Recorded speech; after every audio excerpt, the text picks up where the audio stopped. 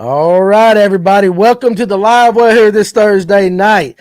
We are so glad you could join Fish North Georgia and the number one fishing podcast in the state. That's what we're going to say anyway. But, guys, listen, we really do appreciate it. And tonight we're going to talk about big bass behavior. We're going to get to that a little bit more here in a second. We're going to cover all kinds of interesting statistical data about big bass, where they live, and everything. You're going to see a little bit different crew here tonight. Behind the scenes back there, flip it on you back there. You got old Tim McGuire is in the house running the show tonight. has no idea what he's doing, but he's gonna press some buttons like that. So, and got my cousin Jason Glaze in the house. We're gonna go ahead and say it. We're not big bass hammers. That's right. We're gonna do that, but we're just some good old boys talking fishing tonight, and we hope you guys will enjoy it. Now, if you want to know, Ryan is down in Lake Oconee fishing the GBFL, I think, this weekend. Him and his partner, so they're down there pre-fishing. Paul, unfortunately, his work schedule has changed for the rest of the year. You'll see him after the first, but also, too, want to say congratulations. He's about 4 weeks away from being a dad. Did you know that? Wow. There's going to be a little Paul running around, and so that ought to be interesting. I'm not going to give out the name, but he's got a really cool name. It's a boy. Yeah, you can't. So you can't give it out. I'm not going to get that out. And Nathan's got church tonight. So anyway, we're throwing this one kind of together. And again, if you're watching on YouTube, very important. We are about 50 subscribers away from 5,000. So if you're watching tonight or if you're watching tomorrow and you're not a subscriber, go ahead and hit that subscribe button and click that notification bell. And again, follow us on all of our social media, Facebook group page, Instagram, TikTok, Twitter. Am I missing anything? Does that sound about right? We're on everything. Yeah. We're on everything. So make sure you do that. But yeah, and give it a thumbs up. You'd be surprised at how much that helps us and all that. So going to take care of some business. Got a lot of great sponsors that make the live well possible. And we're going to start off with Charlie Adams with Adams Renovation. And one thing you're going to notice tonight, listen, normally we put up a placard or a logo. Like banner. That. Listen, we're lucky to get this thing running tonight. So we're not going to be doing that. I'm not going to put too much onto Tim back there, too much of the responsibility. So anyway, what's up, Ryan? Yee. See you right there. And in the comment section. But Charlie Adams, Adams Renovation, anything to do with your house other than spiral staircases, he's the one for you. Give him a call right here at 470-505-3412. Also got Trent Palmer and Sonar Pros. Listen, guys, if you were watching the Facebook group page the other day, he posted. Did you see that picture he posted? Yeah. With the 4 screens and all that? Yeah, it's crazy. Here's the cool thing. That was an elite angler. And if you've got a guy that does installs for the pros, the guys whose living is made watching those sonars and everything, you should take your stuff to him and let him install it right there. He is absolutely the best. I know there's a lot of guys around that do it. Sooner or later, they're all going to end up at Trent's shop, so he's going to be fixing it. So you might as well go ahead with Sonar Pros, the best of the best right there. Taking my boat to him after Christmas. Are you? Mm-hmm. Good. There you go. 770-530-4505. So that's right there. Festive Waters off of 369. Listen, their Black Friday sale actually started today. So if you're in the kayak game, if you want to rent a kayak, go out on near one of these lakes just to try it out. They do that. They'll set you up fishing, just joy kayaks, whatever. I'm not really big into the kayak game, so I don't know all the levels of kayaking there is, but Festive Waters can set you up. www.festivewaters.com. Check them out. Got 2 new sponsors tonight. Turner Tire right here in Jasper. A lot of you guys know Brock Turner. He is a local hammer. He'll tell you that life is preventing him from getting on the water. He's got a kid and everything running around, and so he doesn't get on the water as much. But Turner Tire is now the official tire sponsor. I guess that's how would you say that? The official tire sponsor right there. So, guys, if you need a new set of tires, definitely. I think they do suspension work and other things, but tires, of course, I know when I need some tires, he's where I'm going. And the cool thing is, let me tell you how nice these guys are. I had a nail in my tire, drove up there. Hey, they fixed it for me right there. Didn't even charge me nothing. They're just good community people. So definitely Turner Tire in Jasper, Georgia. You can give them a call at 706-253-3339. And now this is my favorite one right here. Not that I don't love all my other sponsors, but this one is an active sponsorship. You can kind of see it right here beside me. And no, guys, I'm not drinking all this tonight. So you lie. I'm not drinking all this tonight. So I don't want to hear all the people talking about Danny's drinking. No. Product placement right here. Etowah Mead, Beer, and Wine in Dahlonega, Georgia has come on as the official beverage sponsor of the Live Well. And here's what we're going to do. Every week, we're going to try out a new product from Etowah. And they've got a bunch of them. Now, I don't know how many of you guys drink mead. Mead is actually what the Vikings drink. Did you know that? Really? Oh, absolutely. And if Vikings drink it, it's good enough for us right there. Yeah. So I thought they drank like stagnant river water. no, they drank meat and blood of other people that Oh, they my God. slaughtered right there. So meat and blood. But anyway, so tonight's offering right here. Now, this is why I love it. This is why I picked this one first. This is called Granny's Apple Pie. All right, it's a semi-sweet sparkling mead. Mead is made with honey. So, Tim, you don't drink a lot of mead. You're actually trying it out right now. What do you think about it? It's actually very good. Actually, I like the Granny's apple ale. it seriously, it tastes like an apple pie. There you go. Look at get that. There you go. Get that big swig right there. Yeah, it tastes great, and it's not like overpowering. It's not. It's very simple, and it's not exactly nothing that's going to knock you off your feet. But the cool thing about Etowah Meadery, it's located in Dahlonega. They're local, and this is really cool. If you're watching this and you don't live in the immediate area and you want to try mead, not the beer, they do beer also, but the mead. Mead is considered almost like a wine in the wine category, and they can ship mead to you. They can't ship beer. Beer, you got to go there and check it out yourself. But mead can go, I think right now they ship to 38 states. So right now, Etowah Meadery, I tell you what, it's a very cool place to do trivia on Thursday nights. But once a week, we're going to try out a new product, and they're going to have more next month and more next month. And I'm telling you, that's why I said it's kind of my favorite sponsorship right there. Very active sponsorship. So you guys check them out. I think I'm going to try to get with Blair and see if we can do a Fish North Georgia night up there. But the cool thing, too, is, and this kind of leads into another thing, veteran-owned, veteran-made. And so Saturday, November 11th, is Veterans Day. And so we here at Fish North Georgia, and I'm sure I speak for all of you in our community, we want to thank our veterans, because the reason we get to do these podcasts, the reason we get to go fishing, the reason I can lay my head down at night and sleep and not worry like other places in the country is because of the veterans and our armed forces and all that they did to keep us safe and all that they continue to do, those that are active right now. So if you're a veteran out there, hey, we salute you and wish we could do more for you. You guys really, I wish the society as a whole did more for our veterans, but I can tell you at least we appreciate you. And so on this Veterans Day, guys, if you know a veteran, make sure you reach out to them and thank them for their service. You guys are out there in the comments. I see you. I'm right in the middle. I got my contacts on, and so I'm kind of halfway between can read you and can't read you and all that. But what we're going to talk about tonight is based upon a book. Okay. And I found this interesting. You know, we have a lot of great guests on here that come from time to time. We talk about all these different aspects. But a couple years ago, I was on Facebook, and an ad popped up for this book right here.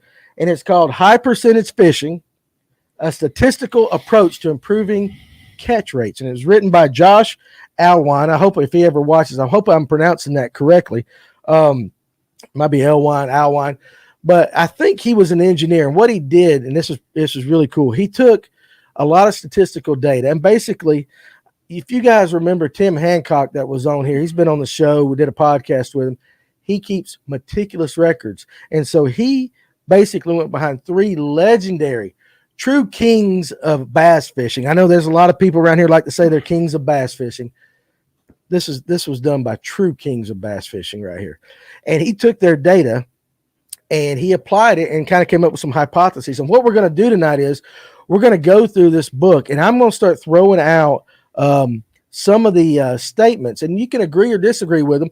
And that's definitely did Danny join a bowling league? Do I look like a bowling league guy? I don't know where that came from. Well, this looks like probably all I needed some chicken wings and some blue cheese, some carrots and all that. So you're doing a fine job back there too, by the way, Tim. You got it handled back there? All good over here so far. If the screen goes black, don't anybody leave. We'll be right back. That's right. That's it. So, but anyway, so these are the guys, and I'm going to have to put my reading glasses on. So just to kind of do this, I can see now. He basically, I think he's an engineer, so of course we know he's smart. And he followed these three guys, and I'm not going to do a book report. We're not going to go through the entire book, but I'm going to give you the names. And the cool thing about this is, now this is about largemouth bass. Now we know here in North Georgia, you know, Lanier, Allatoona, all these like spotted bass are pretty much the dominant species. Wouldn't you say that? I mean, yeah, absolutely. Yeah, spotted bass are dominant. I did introduce you, didn't I? I don't know. Yes. Okay, I want to make sure I did. I don't remember. You're looking at me like I don't either. So anyway, but there are large populations of largemouth bass on all of these lakes up here. Spotted bass get talked about, but how many times, and Glaze, I can ask you this, and Tim, you can chime in on this. Have we been fishing a tournament and we needed a kicker? Mm-hmm. And we always are like, if I could just get that one largemouth. Yeah. If I could just get one largemouth. Looking for the kicker. Looking for the kicker. And so hopefully maybe some of this information that we're going to go over tonight based upon this book might help you locate that kicker, that largemouth. And if you're out joy fishing, you know, a lot of the electric only lakes, hey, they're mostly, other than Latham, they're pretty much largemouth dominant. So there's a lot of largemouth fishing available here in North Georgia. Now, the 3 anglers that he started off in this book with, you're going to recognize these names. And here's what he did. He took one from the East Coast, one from Central, and one from the West Coast. All right, so East Coast, Doug Hannon, the bass professor. Do you remember him when we were growing up? I do. Doug Hannon was he lived in Florida, and I'll read you just real quick, give you a real quick. Doug Hannon was the bass professor. He was the bass Always professor. had that camo hat on when he was doing some of his stuff. If, He was. Some of y'all don't remember who he was. Maybe that'll help you along. Mm. Well, if you remember, he would actually get out in scuba gear. That's right. And he had like a bass tank and everything. He lived in Florida, wife Lynn's long studied big bass behavior, but basically fished smaller, remote natural lakes, rivers, and of course, his career, he racked up an astounding 800 plus fish at over 10 pounds. Wow. And so he is from Florida. So that's our East Coast connection. Then you've got this guy. I got to change these contexts. John Hope. John Hope was from Texas. And this guy actually it's pretty interesting. And you guys need to buy this book. It's still available on Amazon again. But he tracked, and I think he was actually one of these 2 guys that are left actually put cameras or sonar or sensors or something on bass and tracked them and everything. And then he's from Texas, and then Bill Murphy is from California. So again, California, we're thinking probably trout fed lakes, but probably more pressured lakes out there. Yeah. So what these guys did basically over the course of their careers, they took all this data and everything. And so we're getting ready to kind of give you some ideas of what they think. And again, we want you in the comment section to talk about this and just tell me what you think. So I'm going to give you a couple from Doug Hannon. Tell me what you guys think about this. Now, let me preface this by saying they would fish artificial and shiners and all that. So they were not pure 100% artificial only. But he believed artificial lures were best in low light conditions and at night. He also advocated the use of silent lures and stealthy approaches. Now, as outlined, here's some of the things he found. And I found this interesting right here. High water temperatures can shorten the lifespan of a big bass dramatically through increasing their metabolic, how you say that? Metabolic rates, making giants a near impossibility in the warmest southern waters. So what he was saying is in South Florida, Miami, too hot. Fish don't live long enough to get big. Mm-hmm. So we're pretty temperate in the climate that we live around here. So I think we probably have a good enough growing season. What do you think, Tim? Yeah, I mean, it's staying warmer. They got plenty of time. Is this a fishing show or a geography lesson? That must be Dane right there. Hey, listen, just grab your pen and take some notes. I'm trying to help all you guys. I'm trying to help you guys. Now listen to this. It's both. It is. That's right. This is the one I want us to talk about starting off with. According to Doug Hannon, now each one of these 3 guys, and we're going to get to it, they find big fish in different things. But according to Doug Hannon, 90% of big bass come from less than 3 foot of water. Now, do you think that has something to do with him being in Florida? Probably. Lakes aren't deep down there. Right. We fished farm ponds growing up, you and I. Yeah. And so, but wouldn't you say, think about all the 7+ pound fish you've ever caught. I've caught a few. Everyone I've ever caught have been in 10 foot or less. So you got to ask, is he catching these off bed? Like, to me, I would need that stat in there. How many of these were bed fish? I don't have that in front of me. Yeah. But Josh Alwine, if you're watching, you can comment on that. That would be pretty interesting. As fishing pressure increases, big bass are forced to move to deeper water. Okay. Big bass, now this is interesting. Big bass are highly territorial and have small home ranges. Anything to add to that? We're just kind of laying the groundwork right here for some of this stuff. This is one that's interesting. Plastic worms are the dominant artificial big bass bait. Look in the front. When was that book written? Do you know? 2016. Oh, it's fairly So it's new. fairly new. It's a fairly new book. Yeah. Okay, so Tim Hancock. Hey, buddy, I knew you would show up right there. I kind of figured it. Less than 3 foot of water has not been my experience. Yeah. And so he might match up with these other two guys. Or if you're fishing Highland reservoirs, it's almost hard to find 3 feet of water. Well, listen, we fished a tournament on Lanier, though, 2 weekends ago, and everything I caught was in the dirt. Yeah, that's true. But of course, they were not giants. Yeah. They were not giants. So Most of the big ones I've caught have probably been 12 foot or less anywhere. 12 foot or less. Okay. And again, I'm just laying out the Doug hand. We're going to get to all three of these. Big bass feed aggressively more during the middle of the day. That's interesting. Have you ever caught any big bass during the middle of the day? What's up, Doug Phillips? Big bass, middle of the day. You know, the only one over 10 I ever caught was in the middle of the day. That was that old Dr. Parsons or whatever his name. What was that? Can't remember his name. Doctor. Doctor, like we snuck into. We figured out when he was out of town. That Jason and I have a little bit of a history sneaking in lakes. Sorry, that was the 80s. You could do stuff like that. Yeah. When life was good. Let's just kind of, that's so you can just kind of see Doug is kind of shallow water, big artificial worms, stuff like that. But it was interesting. This John Hope, that's the guy's name. He was a guide in Texas, and he his stuff went from a small lake like Houston County Lake. I hope it's Houston. It might be Houston. A 1,500 acre lake all the way to Sam Rayburn Reservoir, which is 114,000 acres, which is 3 times the size of Lake Lanier. All right. Now listen to this. Big fish have preferred depth ranges. Ranges were labeled as shallow, which was 0 to 8 feet, the mid layer 8 feet to 12 feet, and a deep layer 12 feet and down. No fish in his study had a feeding range that varied by more than 10 feet. So what he's saying is that fish get in an area, they're not going to move a lot. They get in the comfort zone. Yeah, I would say we intuitively know that. Like, I bet we could poll everybody watching, and if they go looking for a kicker largemouth, they're going shallow. They're going shallow. Nobody's going deep looking for that. Even though I know Ryan did catch some pretty good largemouth in a tournament, in our club tournament, off of 20-foot brush piles. Right. They came out of 20-foot brush piles to get a jerkbait. So I think that's changing on Lanier a little bit. I don't know if those largemouth are starting to act like spots. What's up, Josh Taylor? But if we're looking for kicker largemouth, we're running shallow, right? That's what I would do. Big fish don't get big by burning up all that energy running all over the lake. I mean, they stay in like one area where they can eat. Yeah, and so Tim Hancock in the comment, that's why I've kept up with the time of day for all his big bass. So that's what he's one of these crazy guys that do all that. I mean, he's meticulous with his records. Is that the guy that throws spinner baits all the time? That's the big spinnerbait guy. That's big spinnerbait Tim right there. Yeah, so he's phenomenal. Right? John Aldred, pull up John's comment right there. All the way down at the bottom. There you go, boss. Majority of bass over 5 pounds that I have caught have been 5 foot or less. Several during midday. 1 to 3 is normally pretty good. Wow. Now, which is funny because most of us early morning, we're eating lunch. Yeah. We're eating lunch by the time. Now, here's the thing. And again, you guys listen in the comment section, chime in on this because we're kind of all working through this together and trying to figure out if basically we can find some patterns that might help everybody catch that big one.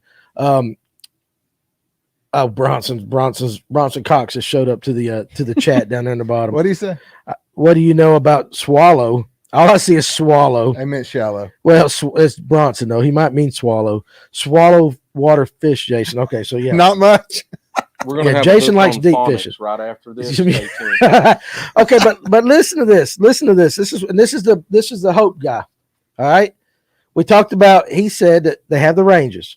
They very rarely go 10 foot out of their range. Okay. As far as water level, big fish have small ranges. Once a fish reaches 7 pounds, it establishes a home range at a preferred depth. Outside of the spawn, big fish rarely leave their preferred range and depth layer. Now, what do you think about that? I guess because it takes so much energy to move that big body. I mean, if you think about it, like how much energy it's going to take for them to move, they're not going to roam like a 3-pounder, right? Right. So I would say that. Yeah. I would say that. Tim, what's your experience been?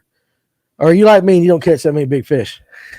Well, most of the big ones I've caught, like I said, they've been 10, 12 foot or less. And I agree. I mean, that fish don't get that big by roaming around, exerting all that. It's going to find somewhere where it can eat Right. bluegill, crappie, Mhm. pretty Yep. good sized brim, and that's where it's going to predominantly hang, and you can't blame it. Yeah.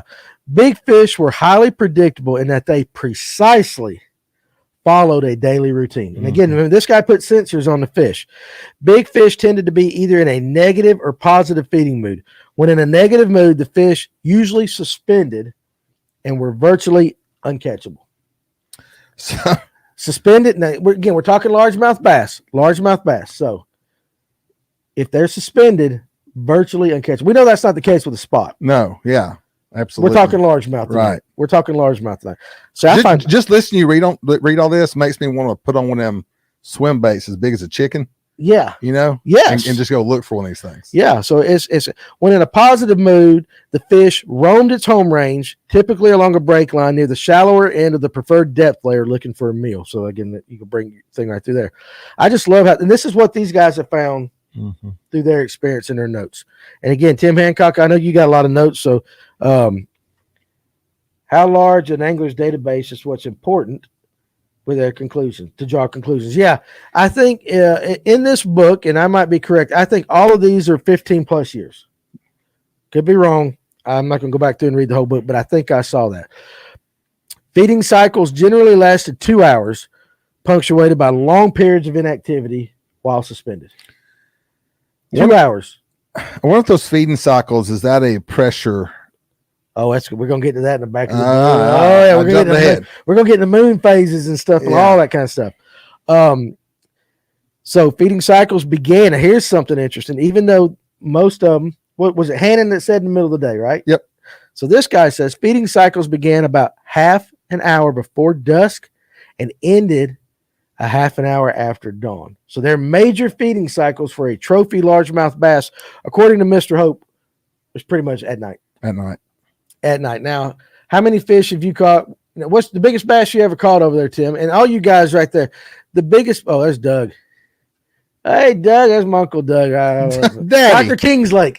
Dr. Kingslake. Dr. King. So, hey, listen. So, when was the biggest bass? What time of day was the biggest bass you ever caught, Tim? Talking to me? I'm talking to you. You're the only Tim in here. I'm sorry, Mr. Hancock keeps popping up. Oh, that Tim. Yeah, I didn't know. I'm sitting over here. I'm sorry. Trying to push all these buttons.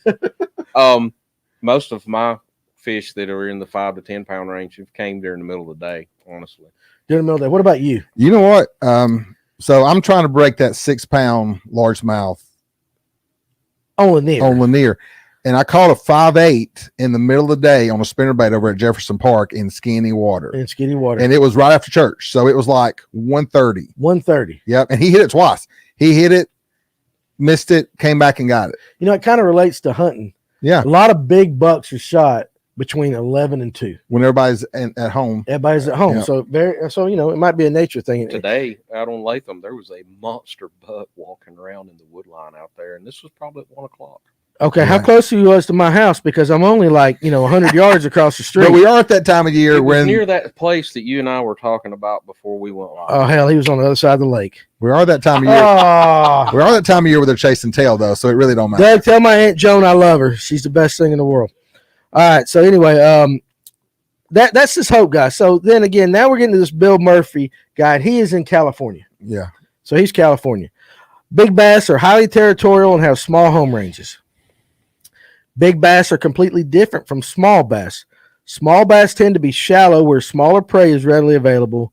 Large bass prefer the safety of deep water and the availability of larger prey. So it's different in California. So we're going, as we go across the country, it seems to be getting a little deeper and deeper and deeper. So in the South.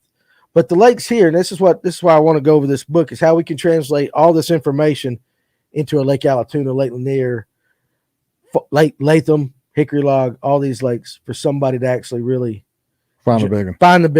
Find the big one. So I think we have to factor in, I mean, it's terrain dictated. Sometimes the lake's not that deep. The whole lake might only be 20 feet deep. So, I mean, that could be a factor. Well, I think with Doug Hannon, that's got to be a factor because he's in Florida.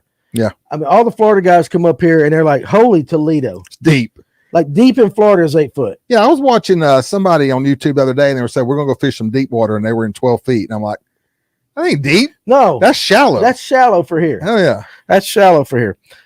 Big bass are never more than a few tail strokes away from deep water. Big bass move progressively deeper as fishing pressure increases. Now hold on.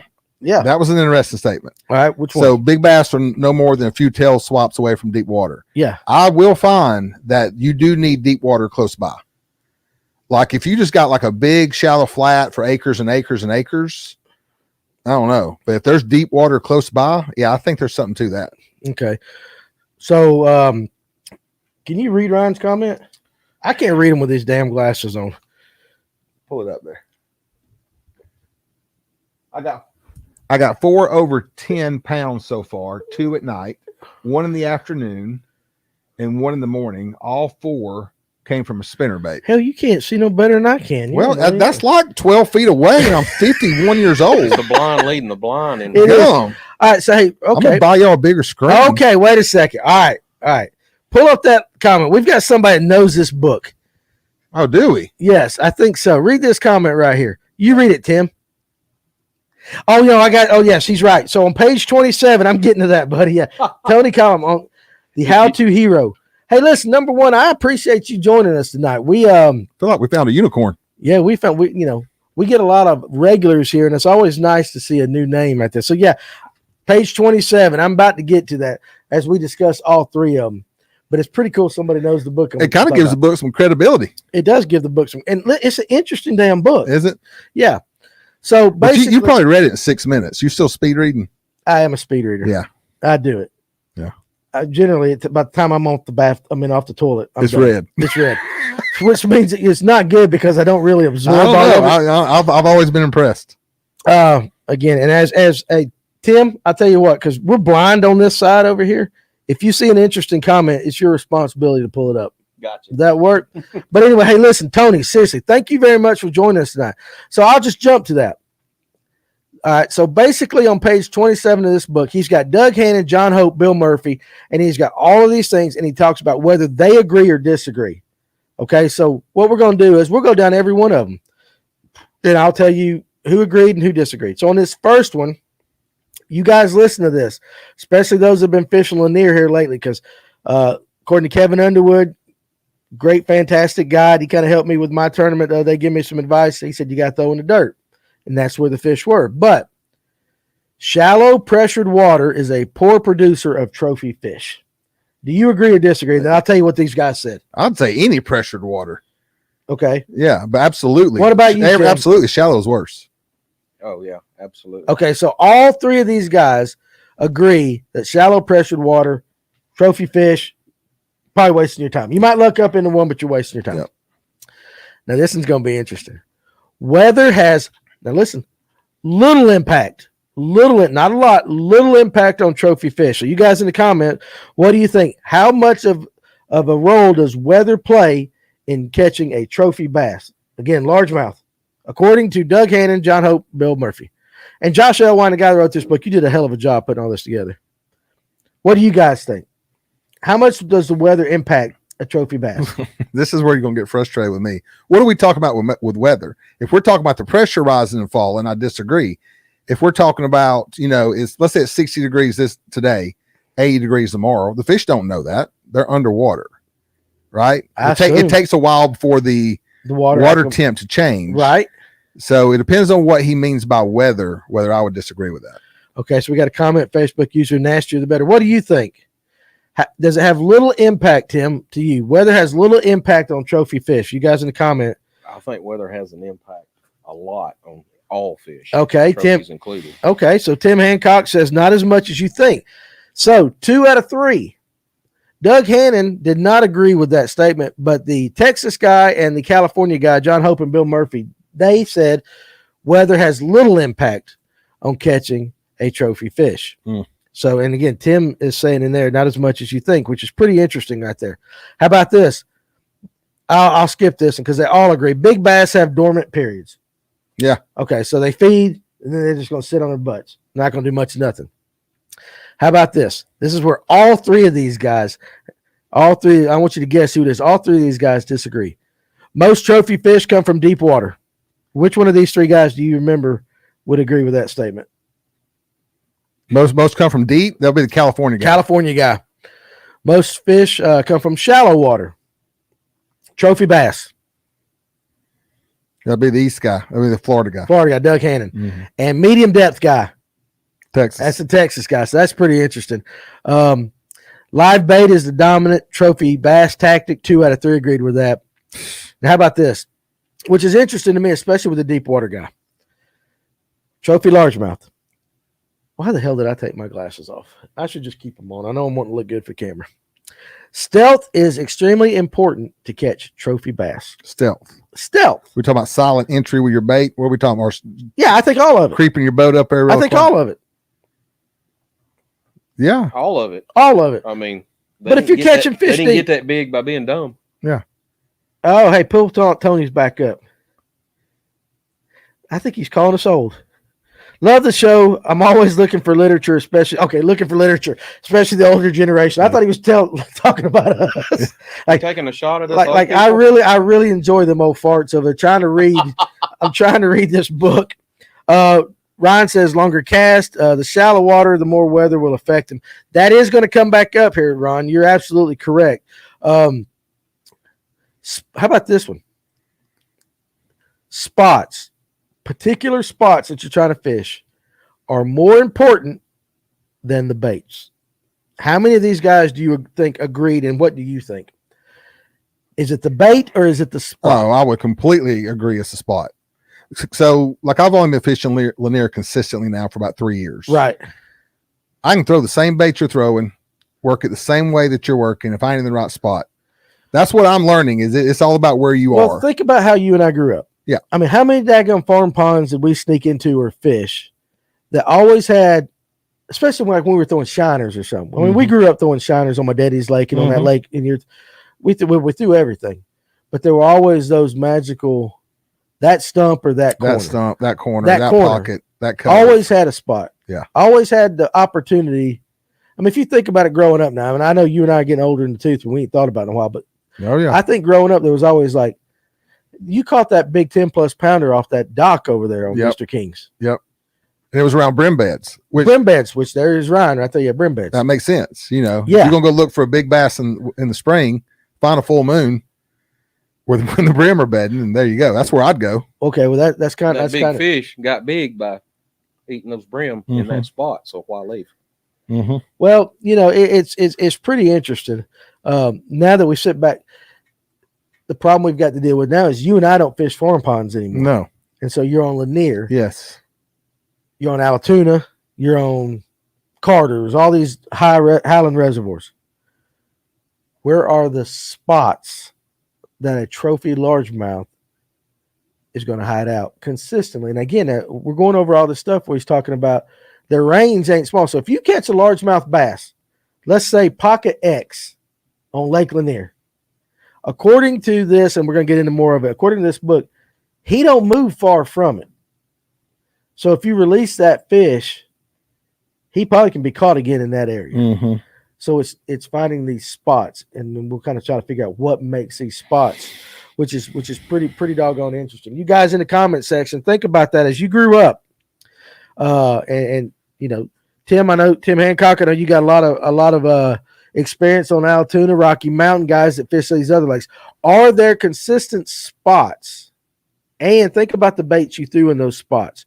Does it really matter what you threw in there as long as you were in that spot? Yeah, Tim Hancock said it there. Basically, the location comes first, bait comes second. Okay, I agree. And all three of these guys agreed with that. Very interesting. What, Tim? We got to come up with a name. Hancock, I'm going to call you. Hey, listen, I'm going to call you McGuire. Right. I mean, it's location. It's like real estate. I can go back to the same spots, and if you catch fish consistently, maybe not right on that stump, but the same area. Yeah. In general. Yeah. They're always going to be there. Surf Dad wants to know what the name of this book is. The name of the book is High Percentage Fishing, a Statistical Approach to Improving Catch Rate. So basically, you guys have watched Moneyball in baseball. Well, this is basically the same damn thing as Moneyball, baby. Great movie. One of the best baseball. Still not movie. as good as Bull Durham. Oh, no. But one of the best movies out there when it comes to baseball. Yeah. So basically, this is the Moneyball book of bass fishing. Yeah. When it comes to largemouth bass. So that's an interesting take, though. Moneyball just popped into my mind. But basically, that's what it is. That's You're what using it is. statistics. Yep. And like I said, we've had Hancock on the show before, and I know he definitely has those. How about this one? This is a guy that we're getting ready to get into something that can be debated. All three of these guys agree on this. Plastic worms are the best artificial bait for catching trophy bass. Nah. I figured we might have a taker on that. Why do you think plastic worms are not? Yeah, farm ponds, maybe. You got to be going with spirit. Well, I don't know. You throw a methylate trick worm in front of a big bass. That is a plastic worm. It is, yeah. So it's plastic. Yeah, but it's big. It's long. So we're talking about a long one. Well, I don't. Is he talking about like 10-inch ribbon tails? I just think plastic. I think what he's thinking is a plastic worm. And McGuire, you chime in on this as you see it, as you see fit. A plastic worm, soft, natural, not really crazy out in the water, subtle movement along the bottom or even at the top with the floating worm. But still, probably when the fish grab it, it might be the profile that they see. You know, I know there's going to be a lot of guys that say, you know, I caught him on spinnerbait or I caught him on this. But then you got to have to go into, well, how much did that guy throw spinnerbait compared to X? Mm-hmm. So these three guys are saying, now, of course, keep in mind, live shiners and stuff would be their number one if they were actually chasing. Right. But artificial plastic worms. And again, this data was compiled through the 80s and 90s. Mm-hmm. And I don't think fishing has changed that much. I know nothing's being recreated under the sun. Mm-hmm. So what about you? What about you back there, McGuire? Yeah, you back there, black on black. Yeah, I know. Only sees my face. Most of the big fish I've caught have been on plastic worms and then a jig second. Even though, you know, everybody's always jigs get big bites. Very true. But the majority of the big fish that I have pulled in have come off of a plastic worm, be it a stick bait, curly tail, what have you, but right. Worm. So yeah, so I see Tony was talking about, he's got his Tony is it Column? I can't see. Hell, I'm blind as a bat. Collu. Okay. Typically a jig will be the bait, but there are times when I can only get them to eat a jerk bait after working a jig for 15 minutes. Time of the year he's thinking. Tim Hancock says there's something about catching big bass. Big baits will make them get stupid. Kind of like boobs. Kind of like boobs. I mean, if we're being honest. Yes, no? We went there. Listen. You're not wrong. Honestly, seriously. Plastic worms, big baits, boobs. Here's what I can say. I hope that's true because I'd much rather drag a plastic worm around the bottom and throw my arm off all day with a spinnerbait. Well, you know, it just, again, like I said, these guys saying we're going to delve into this book a little bit more. Jigs is one of those things too that I am forcing myself to gain confidence with because I had zero confidence in a jig last year. I've seen you set the hook on them, and we are, and I'm going to keep it in my hand. Hey, listen, McGuire, if I'm drinking, you gotta flip that camera. Don't make me look bad. He's trying to drink. He's one too. He's trying to drink. You're not alone. Never in between shots. I am. I'm trying to time it there, big dog. So anyway, Tim Hancock said, "Good analogy, Danny." Seriously, boobs. Okay, let's be honest. And I'm not trying to get dirty. I'm not trying to get. You're walking down the street. Oh, here we go. Here comes a rack. Out of 100 men, survey says how many of them are going to go, ooh. Whether you, I mean, they're not. How many men are going to go? All of us. Sure. 100%. Sure. 100%. We're natural. I mean, we're human. We're human. So basically, Tim is saying 100 bass sitting down there. You bring a big bait by them. A vast majority of them are going to go, ooh, what is that? Whether he wants to eat it or not. Is it ooh? At least gets their attention. Yeah. At least gets their Think attention. About when they follow these big swimmers. I hope your mama's not still watching. Oh, I'm sure she is. My mom's watching. She's used to that. No, Jason's mom. Hey, what's this new guy that's gotten hot? He made the Elite Series. He started on YouTube. Ben Milliken. All right. Ben Milliken. I was watching him the other day. He was fishing, I think, Watts Bar. Anyway, he was looking. He said there's a 2-hour window they'll hit those big swim baits. So he's throwing his Carolina rig all day. And then he could start telling when they would start following his Carolina rig in instead of eating it, he would pick up his big swim bait and start throwing it. Well, how could he tell? When they started following his Carolina rig in. He's watching them on forward facing sonar. Yes, yes. So he's watching the fish go, but they're not. Yeah, he'll be catching them on a Carolina rig. Right. And then let's say he just starts reel one in to throw again. Okay. And he has one follow at the boat.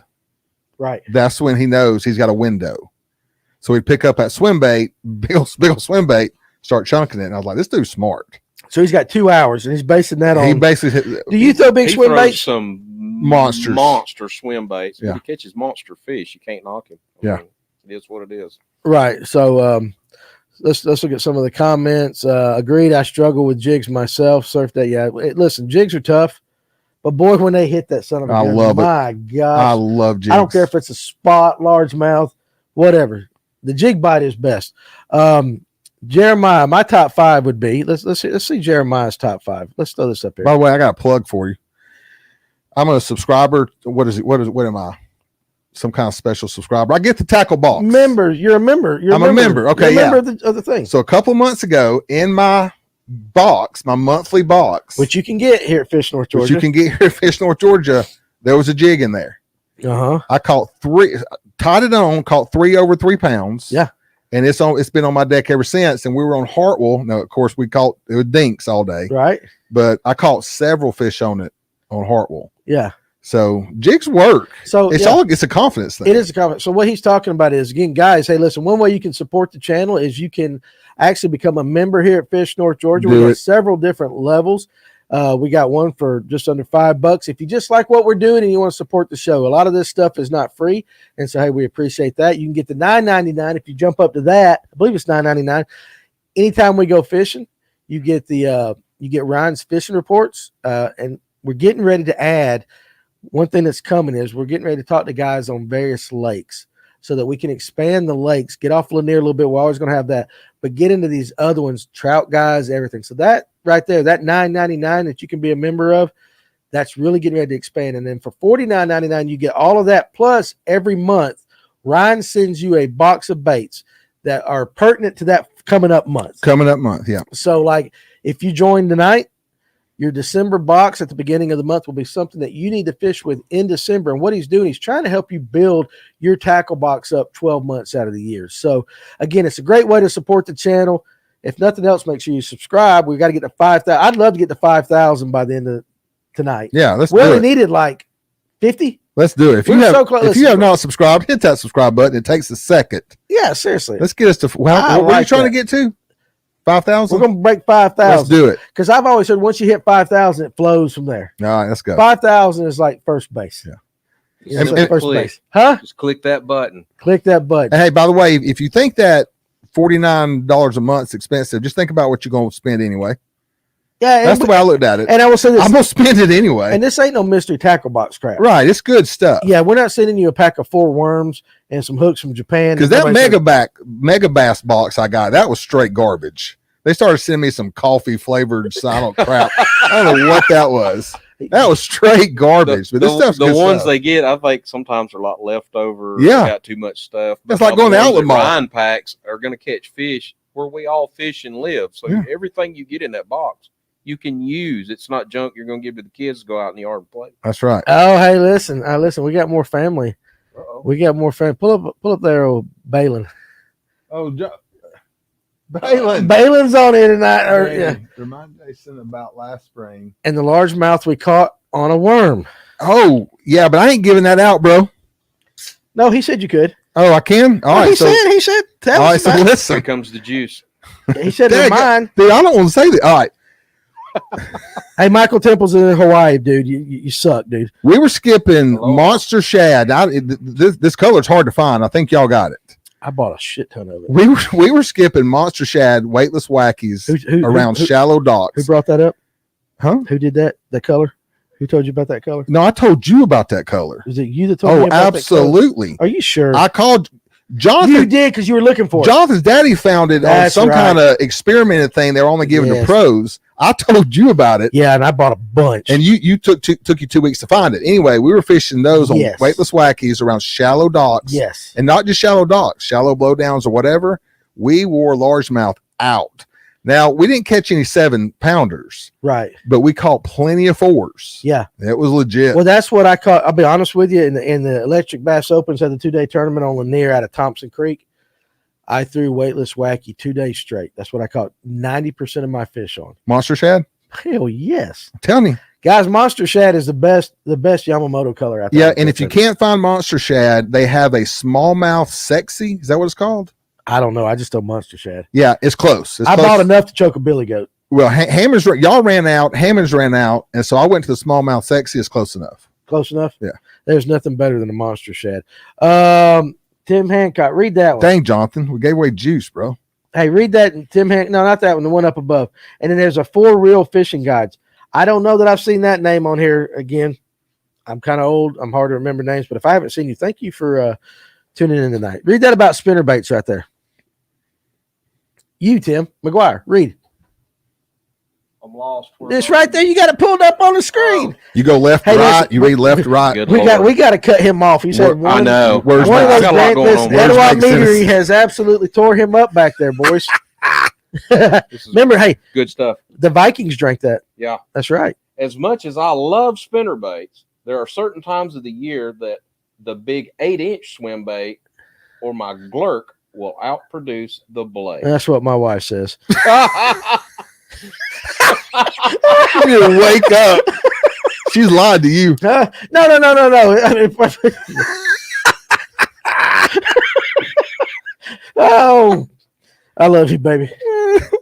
She ain't watching. She's asleep. No, listen, we didn't say I was 8-inch. Anyway, let's jump back on the fish. Again, I hope your mama's not watching. She is. Joan, I love you. Jeremiah, with your comment there. What is Jeremiah? Read it.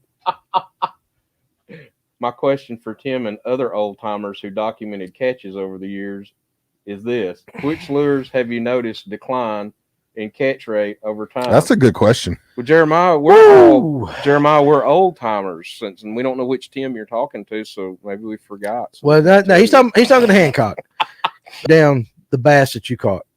I mean, have you ever took a note? I take I pictures. do not take notes. I take pictures. I don't Tim take notes Hancock either. does. I wish He I does. I take pictures and put notes in the pictures. So you're a little nerdy. Yeah, and it'll even show me, the location stamp of where I was Oh, okay. when I caught it. I've never done it either, Tim. Ryan says, hey, listen, if you come into the shop here at Fish North Georgia, we actually have a bunch of the Monster Shads. I believe we got 4 and 5-inch. Great.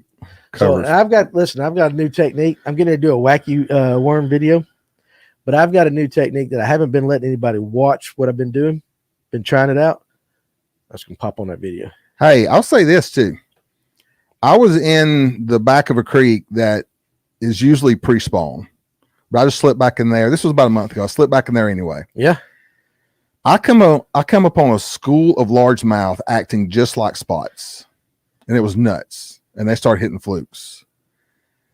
And I know y'all talked about this on the show before, but I think the largemouth are starting to learn from spots. If we're going to compete, Do you know what that we got to term act is? like them. What? I can't pronounce this worth the crap, but I think it's pelagic. Really? There's a word for it. Yeah. Where they roam after the blueback herons, where they move. Yeah. I think a and guys, again, And it was weird I because don't it know if that's wasn't when they come up, when the spot comes up in school, you're gonna have explosions. These started looking kind of like striper. You know how striper will nip? yeah. That's kind of what they were doing. And so I was like, oh, it's a bunch of striper back here. Threw my fluke in there anyway, hooked up on a good one, largemouth. You get them in? No. Hey, There's been a lot of people catching largemouth out roaming with their cousins spotted bass Listen, over what awful deep water. What did I tell you about Latham Reservoir today? You fished over at Latham. I know you didn't see a lot of it. Used to, when they were schooling, spotted bass. You're gonna catch spotted bass. Now you go over there, and I would say certain times of the year, out of every, 10 fish you catch schooling, 5 of them are largemouth. yeah. And Jonathan, my partner, caught a nice largemouth in 35 foot of water on top water. And we're like, what are you doing out here? listen, no, that's becoming a little more Mhm. common. I like it. A little more common, which I think 10 years ago. Yeah. Would you have thought about calling a largemouth up off a brush pile lately there? No, absolutely not. Yeah. I don't know if I'd have thought about it 3 years ago. Okay, Casey Blanton says nomadic. Okay, so Tim says pelagic is correct, and then Casey says nomadic. So Casey, your version is probably more common than mine. That's what I'd say. Hey, nomads, they're moving all the time. Nomadic better. I can't listen. Pelagic, yeah. Okay, how about that? Tim Hancock says this, and I agree. Now, I'm not a very serious angler, so this does not apply to me. But pull that comment up. Any serious angler who doesn't keep records is making a mistake. They can be invaluable years down the road. Mhm. That I agree with. Now I just He's go off spot on. memory. He is spot on. He's very spot on. The largemouth school like crazy at Latham and Hickory Log. And for real, pull that one up right there above Jeremiah's. I want to make sure I get everybody's comments in here. I have caught countless fish, mainly spots, any time of the year on a chrome walking topwater, such as the Shower Blows 110. Yeah, and we're going to get into the color because I posted here in a second. I know we've gotten to where, and that's just why I love this show, is we let the comment section just, take us where we're going to go. I've gotten off the book a little bit, but hey, can I see my phone if I show it the camera? If you get it really close. All right, look, here's what I'm doing. McGuire, can you see that? 4.5 green PU pumpkin. For green pumpkin. So it's 4.5 pounder. I call it a green pumpkin. There's going to be a location stamp up there. So like, I'm not going to carry a notebook around, but that's an easy way to keep records. Well, I got the date on there. Yeah. I got where it's at, and I got what I caught it on. I don't do that. Yeah. I don't fish enough to do that. So, but I agree. I think, like he said, if you're going to be serious, especially the tournament angle, I can see that. Why didn't we think of that? Because look, Tim, look at you and me. Pull the camera up on me. You see me. All right, look at me now. Pull it up on you. All right, now pull it up on Jason. So he just looks smart. Got his hands in his pocket and everything. He just looks smart. Yeah. I'm a fart smeller. Danny Pruitt, are you sitting on phone books? You look taller tonight. If you'll identify yourself. Oh, I know who it is. Do you know Listen, who it is? That's Dane. Is it Dane? That's Dane. That figures. Let me tell you something, Dane. Listen, we just had to zoom the camera out a little bit because I wanted to get these fine products from Etowah Meadery in Dahlonega, Georgia, our beverage sponsor, in the shot. So maybe this is just what we need to do. But I am still 5'7" and beautiful. That's about as much as you're going to get right there. Let's jump back on the book a little bit. Now this is obvious. All three agreed on this. Spring is the best time to catch a trophy. Sure. And I think that's got a lot to do with the spawn. I think that's probably got a lot to do with fish moving up feeding, getting ready for the spawn. There was a comment in here, and I'll have to find it. You guys can keep talking, but it was basically, I don't know. I should have highlighted it. But basically it was saying anybody is a great angler in March. Now that guy changed it to May. Listen to this. This is page 30 of this book. Big Bass Profile. You guys comment on this. I'm loving what you guys are doing in the comment sections tonight. Absolutely perfect. Other than Dane, who's making fun of my height. Big bass. Those fish over 7 pounds behave very differently than small bass. Few, if any, males, largemouth bass, few, if any, males make it past 6 pounds. So virtually all trophy fish you catch are females. But you hear guys all the time say, "Oh, I saw 2 on the bed, and one was 12 pounds and one was 10." Basically, what these guys are saying is, "Nah, you didn't." Yeah. No, you didn't. What's the biggest couple you've ever seen on bed, McGuire? And I mean, not your personal life. I'm talking about fish. Probably like a 4 and a 7. That sounds about right. I mean, I can see that. And I had my grandsons with me, and I didn't really mean to catch that one. I just told them, I said, "Look how big these fish are," because they were all moving up as we were trolling on. I flipped a worm out, and she hit it. It took off, and she was about 7 pounds. Yeah, but so the one next to those 4. That was your buck bass. That's your buck. But that's a big ass buck. It's a big buck. That's a big buck. You guys in the comment sections, Tim is really throwing out some comments. You definitely need to check that out. And even we had a podcast a while back about Allatoona and the level. He always records also to the elevation of the water is the lake down. Right now, all the lakes in North Georgia are down. Yeah, Bad down. They're expecting a lot of water to come in here. And I mean, I ain't seen it yet, but they're expecting it. That's why the Lanier's lower. Because of rain? They're expecting a really wet winter. Oh, I heard we're getting a wet Rocky cold Mountain winter over there, which usually stays relatively the same. I mean, it's down several feet, and you can see stuff that we were on Hartwell Yeah. last weekend. It was down 7 feet. Lanier's down 7 See, feet. they never drain. They drain Allatoona. They this. pull it down. Yeah, But for Lanier to be pulled down, they've got some information we ain't, or at least there's something coming. Something's coming. I hope it's snow. this might. I don't know if we can answer this, but Ryan mentioned this the other day. He hopes they draw it way down to kill shad. How will drawing a lake down kill bait? Sheffield, if you're still watching, I have no idea. Sheffield, how will drawing a lake way down? How have a shad kill? Have a shad kill. I don't know because and you guys that fish Allatoona, Tim, you fish Allatoona a lot. You ever notice that?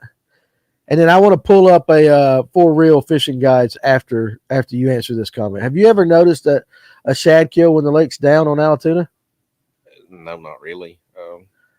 I don't know. I don't know the the answer bottom to that. out of that. We only have like a third of the lake for half of the year.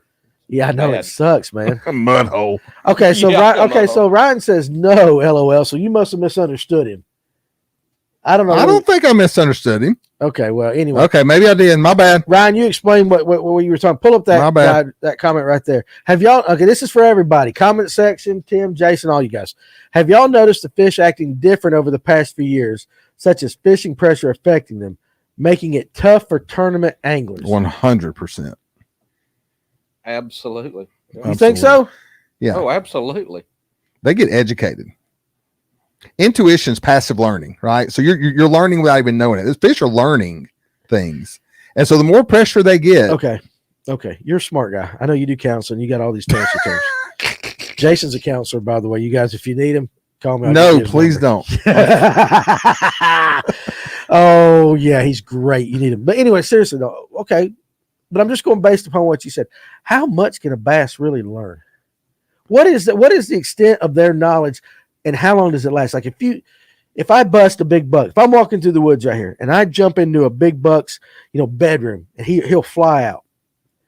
He's pretty smart. He's not coming back for a while. What's that little basket head going to do though? Well, the basket head's dumbass. Exactly. But we're talking about trophy bass. Yeah. So how long is there now? I mean, how is a bass compared to a deer? I mean, we need to be a biologist. It'd be a question for Shane. Obviously, I'm not nowhere near smart enough to answer this, but I think any living creature can pick up on patterns. I mean, why is it that a bait gets hot, everybody and their brother throws it, and all of a sudden that bait quits working? Why did jerk baits all of a sudden stop working? Now they're coming back. I don't know. I really don't. Let's go back to the top. Go to the top. Going up. Michael Brooks. He's right there. I ain't seen that name tonight. How you doing, boss? How do they not know about winter drawdown? It happens every year. I don't know if that's a shad question, if that's a comment based upon your shad thing, but Ryan says no. When they pull it down, the ditch bite gets better. Oh, because we got less water. Shad is getting concentrated. Is what I'm going to guess is what he's talking about right there. Surf, and I don't know, Michael. Maybe if you'll take that question, we can help you answer it. If you'll just give us a little more definition of what you're talking about, because I am what I am. I don't really know. Surf about the fish or what? Yeah, I don't know. Clarify. Yeah, clarify a little bit. Surf Dad, El Nino winter, snow is coming. Can't wait to get out on the water then. Good fishing and beautiful nature, which we're going to talk. If I ever get on with this book, we're going to talk about weather and everything. But that, you know what? A lot of people will tell you this. Late Lanier, spitting snow, little sleet, fire. But that's spotted bass. We're talking about largemouth tonight. Yeah. So I don't know the answer to that question. Large bass typically have home ranges that rarely exceed a quarter mile in diameter. Quarter mile in diameter. So let's say you're down at Baldridge Marina. What's a quarter mile diameter? Baldridge Marina? Yeah. Like that bass ain't leaving Baldridge. Right. So which leads to the question, tournament guys, you throw them in the live well, you catch them down on the bottom of the dam at Lake Lanier, and then you drive them an hour north to Laurel Park and you weigh in. How long does it take that fish to establish? Number one, does it establish a new home range? Or does it eventually make its way back to its existing home range? Yeah. I know there's been some studies done on this. Like tournament fish that are released, they tag a few of them and see what they do. Right. But I don't remember the results. Most of them, if they find habitat in a food source, they don't go far. If they're all turned loose somewhere, I mean, they may trek off a tad, but if they find a place that's they're happy with, a brush pile to move into, and they've got food, they're not going to go necessarily all the way back across the lake, back to where you got them from, although I'm sure some do. Right. So they're in the comment section. We got a conversation going amongst the conversation about, it was asked about baits that are not working as good as they used to. Mm-hmm. You guys know I hate a whopper plopper. You guys know I hate a whopper plopper, but I actually watched a YouTube video the other night about a guy that was talking about how when they first came out, they destroyed whopper ploppers, and now they're becoming conditioned to them a little bit. Mm-hmm. So that's getting educated. I guess so, man. But I mean, it's kind of like you want to think, how educated can a fish be? I mean, its brain is the size of my left nut. Mm-hmm. But its job is to eat. Yeah. That's I wish I knew. Low water, less deep water. So low water, less deep water. So cold water will kill more shad. Brandon Sims. I mean, that makes sense. The best lure, hands down, to throw this time of the year has to be an A-rig. Oh gosh. And most of them swim within 2 miles away from the ramp. That's interesting. So you guys, listen, you guys, that's why I love this show. I love it being live, not pre-recorded. Everybody's got their take and their experiences. Mm-hmm. You know, we go back to counseling, and I'm not going to harp on that, but everybody's got a different story, different experience. Mm-hmm. So, you know, every one of us anglers are doing something just a little bit different. Yeah, and Surf Dad, look for this book. Seriously, it's just, and again, I'm on page, I didn't get past page 30, and I'm just doing bullet points. I've got some more I definitely want to hit. How about this? I'm gonna jump to it, but on the Facebook, on the Fish North Georgia Facebook group page today, I put color. We talked about color. According to the Texas ShareLunker, so we're talking about Texas fish. All the data that those guys put out, and I'll find it here in a second. What color resulted in 30% of all the trophy bass catches? And I want to, it's either 7 pounds or over, 10 pounds or over. What color? And this color was twice as likely as the next color. So you guys down there, you be thinking about that in the comment section where I find it, and just start throwing out their color. And again, we've already talked about it upstairs, which it kind of surprised me, and then again, it kind of didn't. How about this? Listen to this. Extreme weather. We're talking big bass, not small bass. Bass 7 pounds or over. Big bass. Extreme weather changes have little impact on their daily feeding habits. Extreme weather. I don't know what the definition of extreme weather is. So what would your definition of extreme weather be? Would you think it'd be pressure or like storms? Yeah. So I've been really trying to pay attention to how weather and stuff affects the bite. And after a cold front, bluebird skies, that let's say you got cold front coming in with wind. Yeah. Then you got the front that's coming in that's pushing it out. I can't catch fish then. I just can't do it. Right. So like maybe that's just because I lack the knowledge of what to do during that time. But I think it absolutely affects it. But I think it's more about pressure. Yeah. Than anything. It might be. What about you, Tim or McGuire? I think barometric pressure has a big effect. Yep. Me too. You got such a look, like you got like this soft, subtle voice. You can look at your barometer when you're out there and use your fancy sonar or your not fancy sonar and notice it places fish somewhere. Mm-hmm. All right, Tim Hancock just put a comment up, and that's exactly what was in the next. It affects smaller fish. In the very next paragraph, small bass, those under 7 pounds, are aggressive feeders who often actively hunt for as many as 20 hours per day. Wow. 20 hours per day. Prefer shallow layers as the prey tends to be smaller and more abundant. They also are prone to be negatively influenced by the weather. Yeah. Negatively. So the bigger the bass, the less it's going to screw with them. Yeah. Small bass, it affects them very much. You guys keep throwing that colors out there. I'm going to get to that here in a second. So, again, this book, and I'm not doing a book report, bass biology, the food that they're genetically programmed to eat. Left to their own devices, bass prefer small fish, crustaceans, and insects as their primary forage. So, again, matching the hatch, small fish, crustaceans, and insects. I didn't highlight a bunch of that stuff. The vision, I thought about just reading this, but it's really long. The color, according to the Texas ShareLunkers, was black. Ooh, yeah. Was black. All you guys that have put green pumpkin, all those things, was black. You and I experienced that a little bit fishing about a month ago on Lanier. Mm-hmm. We weren't catching any fish. Yeah. I pulled out a black buzz bait, and it was not dark. No. No, it was evening, but It it was was not evening. dark. It was about 7 o'clock, but the time it wasn't getting dark till like 9 o'clock. And you caught 2 studs in skinny water. On black buzzbaits. Spotted bass, yes. Spotted bass, and lost one that I said I think was a largemouth. Remember, he hit it right there at the bank. Yeah. As soon as I started cranking. Yeah.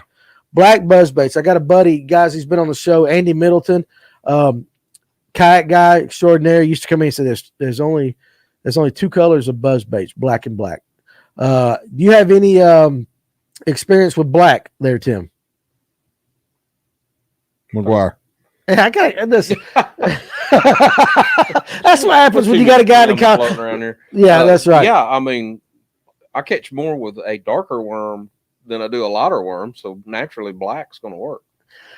It is. All right, so Tim, pull up this for Tim Hancock from Tim right here on the bottom, and I'm going to tell you why I do this. 40 plus years, give me something that's white shad-like or loud, highly visible, like chartreuse fire tiger. So, Tim, and this might be something I need to consult with you on. I'm going to do a podcast, and I'm doing the research now on colors and what bass actually see. I've got a lot of studies. I'm trying to put all the stuff together. I want to just basically come in here and present the facts as these studies. One interesting thing that I have seen is that fish do not actually see chartreuse. The cones in their eyes will not let them see the color chartreuse. It actually appears more as a white or gray. Now, according to these studies, and again, I don't know.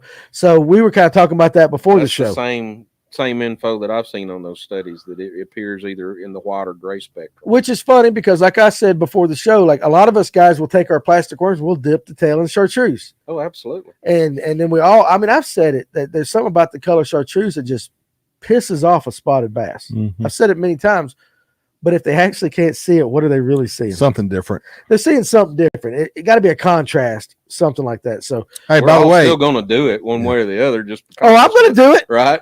Yeah. And then we do orange too. by the way, Tim, I want you to look at how much conversation is being generated around a book talking about Florida, Texas, and California. You take your info and write us a book about North Georgia lakes, dude. And I want a commission because it was just my idea, and it's on record right now. No, actually, right? I've asked him. I'm like, listen. Yeah, and listen, writing a book's not hard. I wrote one, and I'm dumb as a brick. He wrote a good book. So I feel like read it. I'm gonna say good because I talked to other people.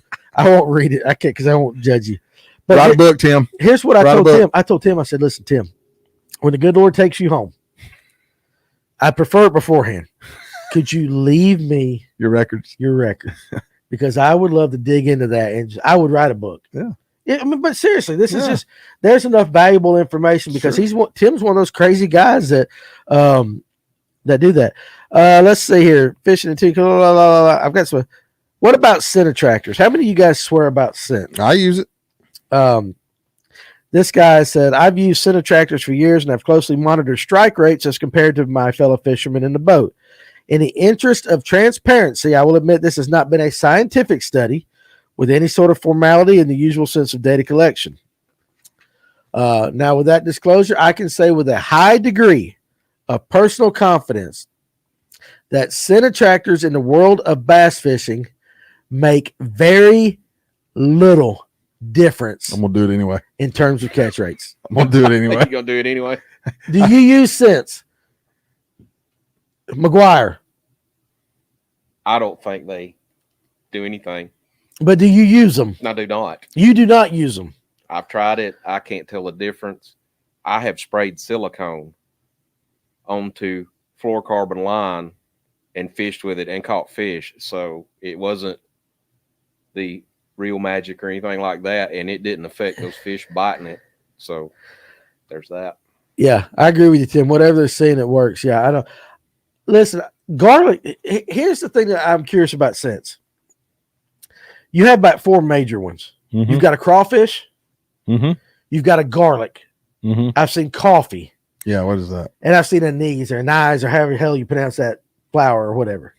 I ain't heard of that one. It's ANISC. I don't even know how you pronounce it. Fish don't drink coffee. Okay. I, for the love of all that is holy, when I see that, it's like, fish, why coffee? Okay, and Somebody answer that. Kevin Thornton put it's a confidence additive, and that might be it. It probably is. But as soon as I get a pack of worms, I take the bait fuel, I squirt it in there. But bait fuel don't smell. Yes, it does. I can't smell stuff from COVID. Yeah, you can't smell. We were over there fishing by the water treatment plant up the hooch, and I was gagging, and you like, I got nothing. Yeah, I know I got nothing. COVID messed up. But how about this? Garlic.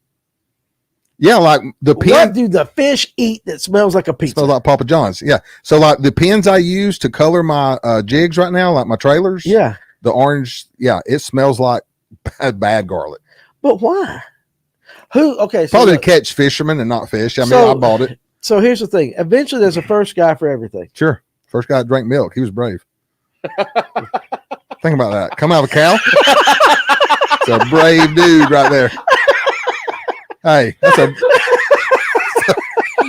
Hey, let's pull this. You're not wrong. He's wrong. Yeah, I'm not wrong. Hey, brave dude. But no, I ain't thought about that. But there was the first guy that said, I want to put some scent in there because I think fish could smell. Let's see what we can do. Then it turned out to be WD-40, remember? Yeah. WD-40 still says on the bottle, fish attractant. Yeah. It still says it. But, okay, I get somebody crushing up a boatload of crawfish or shad, making a scent. Some poor guy somewhere said, what about some garlic? Garlic. What about some coffee? And why?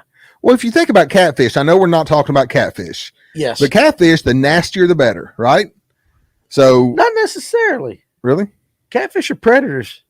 I've learned that here lately. We grew up throwing chicken liver. Spinner baits. I've had but listen though, a catfish, I think Shan said a catfish can actually smell through their skin. So yes, the nastier the better. You're right, but they're also predators. Yeah, and they're also bottom dwellers. So if it smells rotten, and they're going to eat it. Yeah, yeah. But I mean, okay, I get catfish, but bass. Yeah. Why? Garlic is the one that just confuses. It's probably like whoever said it in the comments. It's probably a confidence thing. I used scent one time and called them, and I'm like, oh yeah, I'll never go without it again. Yeah. Pull up a cup of coffee after they eat their garlic bread. It's so simple.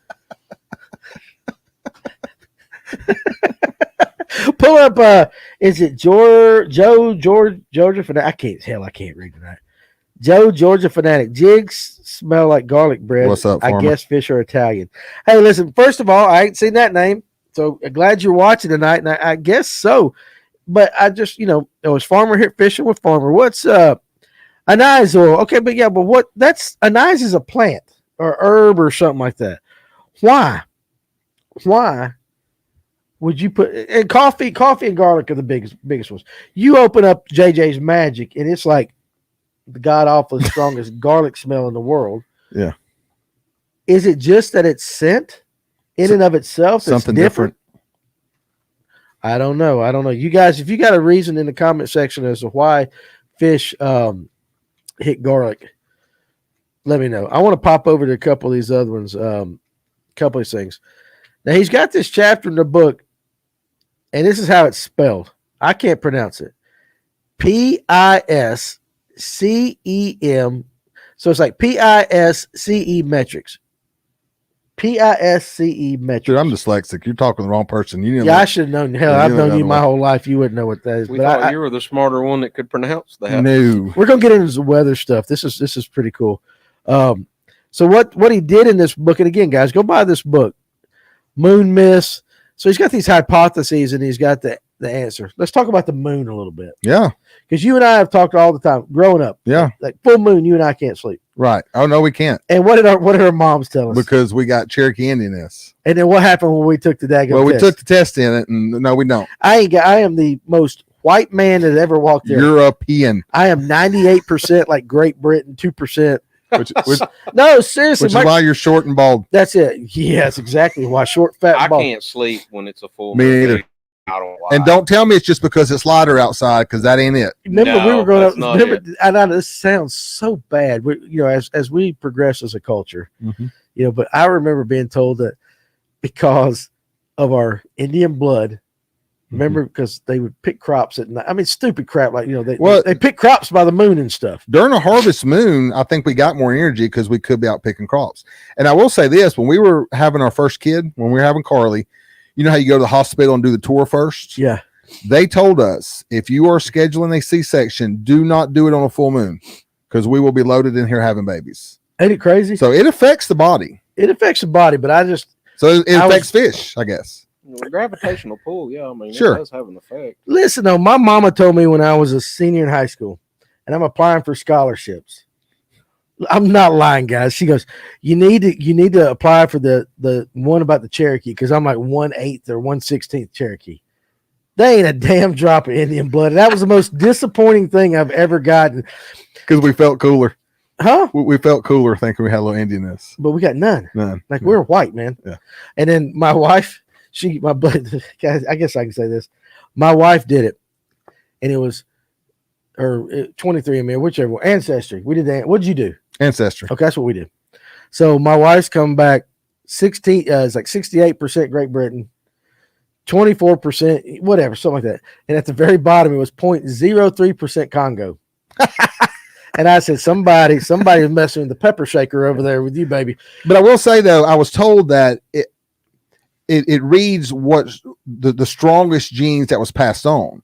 So we could still have Cherokee back there, just those genes did not get passed on. Well, we got screwed. Yeah. We got screwed. How about this? The moon's gravity, does it affect fish? What do you guys think? We know it affects tides, but does the moon's gravity affect fish? The position of the moon, does it affect fishing at all? Especially freshwater fish. What would you guys guess? So this is kind of answering it. I have learned since I'm trying to figure out jigs. That they will not bite jigs on a full moon. Tim Hancock. But that's got something to do with the crawdad spawn. Right.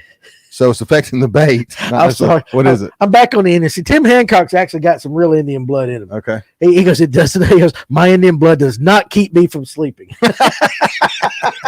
But he's like really like a serious, like, Tim, excuse me. I know it's been a while since I talked to you. He's like got a legit tribe. Gotcha. I don't know if it's Sioux or whatever he is, but whichever one makes him grumpy. That's the one, Tim. When you move to the reservation, can you leave your bass notes? Yeah, no. So Tim, but he is. We're Tim, not asking for a lot, but if you leave, just leave those somewhere. We'll pick them up. if I can talk my wife into moving to the reservation, I am out of here. He's leaving. He's out. He'll leave those notes. Oh, just leave those notes. leave me your right here notes at like Fish North, that. Georgia, before you leave. That's right. But he really is. I was disappointed. All right, but anyway, back to the moon. All right, guys, in the comment section, does the moon's gravity, we're talking about the gravity, affect fishing in any way? What would you say, McGuire? I think so. I mean, it affects us. Right? It's got to have The some sort of gravity? impact on them. So you think the gravity does? Okay. Yeah. All right. What about you? I have no clue. So this is where I'm trying to figure it out. I really am. this is where this crap gets interesting. Yeah. Results. In the portion of the fishing season that the moon had its peak gravitational impact, which means that was when it was the closest to Earth, 7.3% of all fish were caught. In the portion of the fishing season that the moon had its weakest gravitational impact, which means it was farthest away, 9% of the fish were caught. Given the sample size of the data collected, these two means are so close that it does not turn out to be statistically significant. Therefore, we reject the hypothesis that it affects it. So basically what he's saying is that 16.3% of the fish were caught when it was closest and the furthest away. So the majority of the fish were caught. So according to the data. Yeah. Now he is talking about trophy bass. Yeah, I assume that's what we're talking about. I found a moon phase chart and compared it against my catches. No difference or effect at all. Damn, Tim might as well have wrote this book. Write a book, Tim. I mean, seriously, this is pretty interesting. How about this one, Tim, Mr. Hancock, and the rest of you guys? Listen, seriously, throw your comments up. It's just we're all learning here tonight. And again, this guy might be wrong, but it seems like it has some credence to some way. The moon's light, the level of moonlight affects fishing. The level of moonlight affects fishing. And by the way, he's a Choctaw. He's an Indian outlaw. Half Cherokee and Choctaw. There you go. Baby's a Chippewa. Anyway, yeah. So the moon's light levels affect fishing. What do you think? Yeah, I know those tournaments we fished this summer where we start at 4 a.m. Yeah. I researched enough to know it was full moon. I was going to throw a buzz bait because it was a full moon. Okay. Because the research that I looked into said that they will come up to the surface better at night in a full moon. So, Okay. What about you, McGuire? I think the light period has an effect on Right. them. I mean, that's kind of when they know seasons are changing. It's when the day's getting shorter, different light in the water column. But like Jason said, everything teaches you that you got more light. They're going to come up to the surface and be easier to get a hold of. Right. Okay. So and Hancock chimed in. I think moonlight affects the angler more than the fish. Yeah. It's easier. Probably It's not. hard as hell to see in the dark. All right. So listen to this. The hypothesis: the moonlight's levels affect fishing. Here's the results. Now again, this is going over. It says several thousand data points. So this ain't just like we caught 10 fish. The results: 17% of all fish were caught during the full moon. 14% of all fish were caught during the new moon. If light played a real role in catch rates, we would have expected one light condition, either bright or dark, to have dominated. Much like our findings with gravity, given the sample size of several thousand data points, catch rates did not change statistically in any meaningful way during the new or full moons. There you go. So he's basically saying, no. But you researched, and you thought with the research that you were looking at, it would. Yeah, because like I said, we were fishing some of that night stuff, and they said, yeah, throw a buzz bait in the full moon. Or find street lights. It like McGuire just said, it's about the light that they will come up to the surface better. That's what you. Now, yeah, but during the day, I don't know. Yeah. How about this? Moonrise and moonset improve fishing. The time when the moon rises and the time when the moon sets. This is all really interesting to me. Do you think that affects fishing? Does it improve fishing the moonrise or the moonset? What do you think, McGuire? Goes back to the whole lighting thing. I don't necessarily think it's the moon rising. It's just it gets brighter, it gets darker, so the light affects them. Okay. You got no idea over there, Yeah, Grace? no clue. Here are the results. The average catch rate at moonrise and moonset during any given moon phase is about 20%. This means that on any given day, about 20% of the fish in the data set were caught within 1 hour of moonrise or moonset. Catch rates peaked at the full moon and new moons at roughly 25 to 28%. So, but he says, remember, full and new moons are closely related to correlated to sunrise and sunset, which are known peak fishing periods due to their lower light levels that give predator fish an advantage over their prey. We remove the variable of sunrise and sunset. We see catch rates near these periods drop off dramatically. This indicates that moonrise and moonset as independent variables offer no predictive value for improved fishing. Well, there you go. So, but there's got to be something said about your own personal experience. Yeah, like I said, I've been trying to figure out the jigs, and I was on a good jig bite, Right. and then it just quit. So I called Ron. I was like, "What is up with the jig bite?" He says, "It's a full moon, and crawfish like don't spawn or something." I don't know. It's something more about what it did to the crawfish rather than what it did to the bass. And then, sure enough, as soon as that full moon went away, jig bite picked back up. So I would say I disagree with that. How about this? Peak fishing times by month. It goes from 6 a.m. to 9 p.m. In March, we're going to go through like 5 months. In March, what is the peak time? The peak time of the day to catch a trophy bass. In March, In March, well, according to them, wasn't it midday? according to them. What's your time? What's your time guess? It I goes would by think hours, 6 midday. a.m., 7 a.m. What about you? What do I you would think midday. Okay, but just give me an hour. An hour? Yeah. Between 11 and 1. 11 and 1. Give me an hour between 11 and 1. Damn, Tim. 11. I'm sorry. 11. How about you? I'm just going to say between 1 and 2. Okay, so you're actually right. 11 a.m., 12% of all the trophy bass were caught. 2 p.m. and 3 p.m. were close at 11% on each one of those. That's in March. How about April? It's funny how this changes. It changes, and this is all statistics. So how about April? What is the highest time of day that all the big fish are caught? Between 6 a.m. and 9 p.m. So April, we got a lot of bedding going on. I'm going to say it pushes it earlier. I'm going to say 10 a.m. to 11. Okay. What about you, McGuire? I agree with Jason. Actually, this is pretty interesting. 7 p.m. Really? 7 p.m. 11% of all big fish were caught, with 6 p.m. at 9%. Now it does say 10 a.m. and 11 a.m. went at 8%. So it's not, but not in the middle of the day. I just love making you guys guess. How about May, which is really weird? What is the best time, the best percentage? Well, based on April, I'm gonna back it up a little bit. We'll say from 5 p.m. to 6 p.m. All right. What about you there, McGuire? What month? This is May. May? Yeah. 3 to 4. 10 a.m.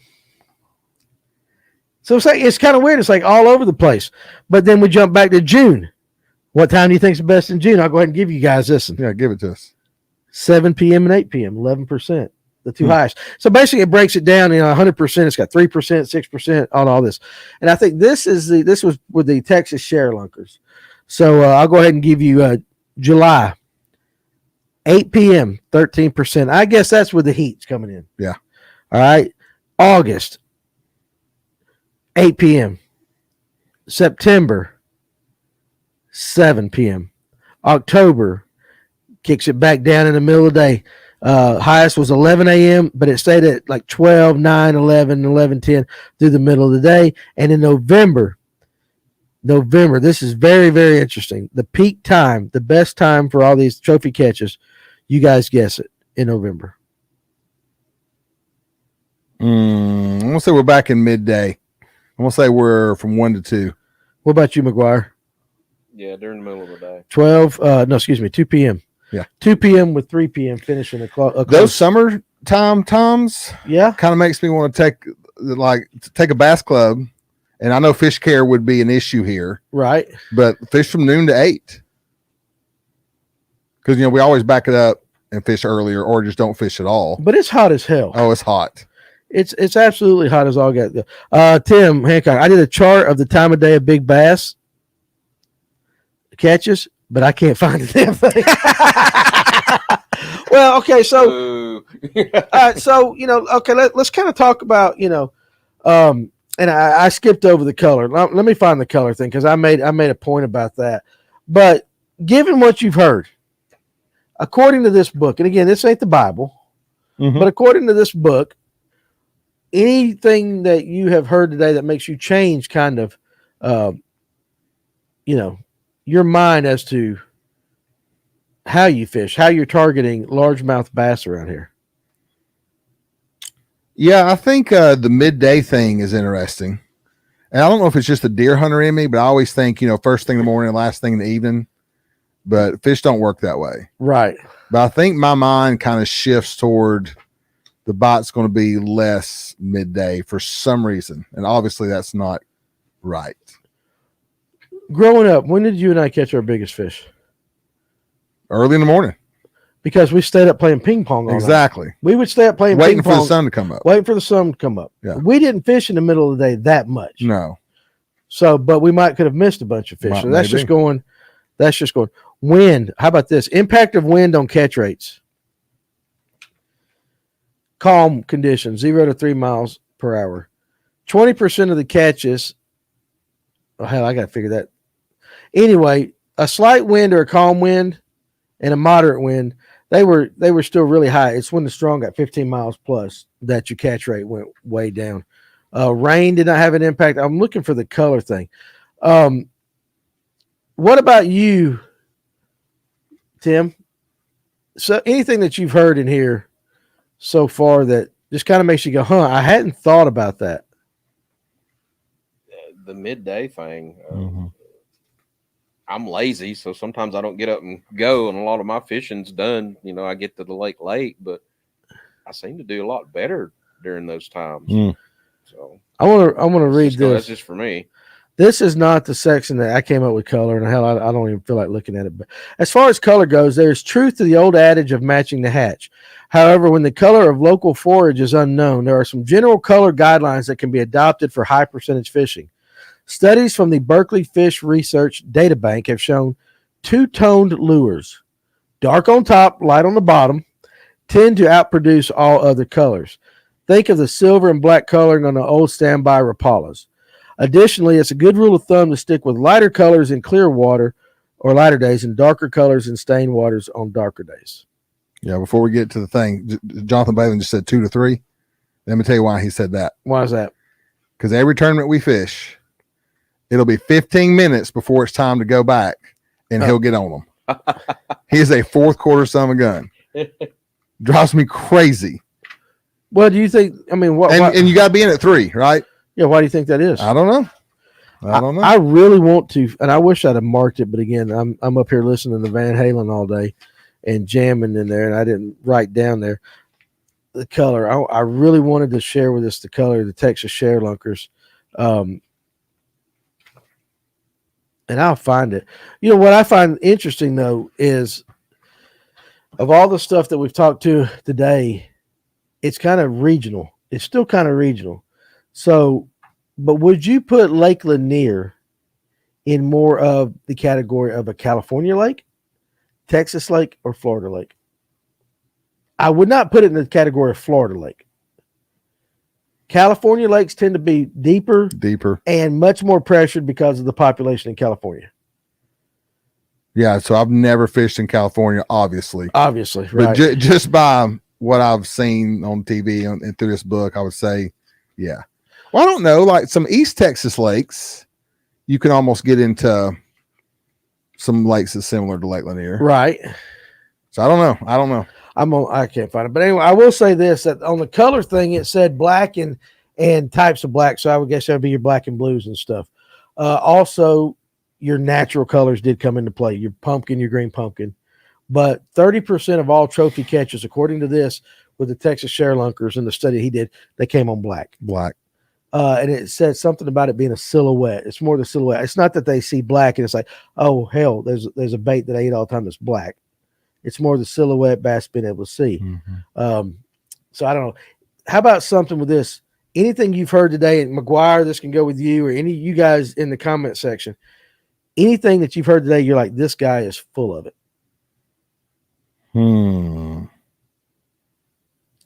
How about you, McGuire? Anything that you've heard, you're like, there ain't no way in the world.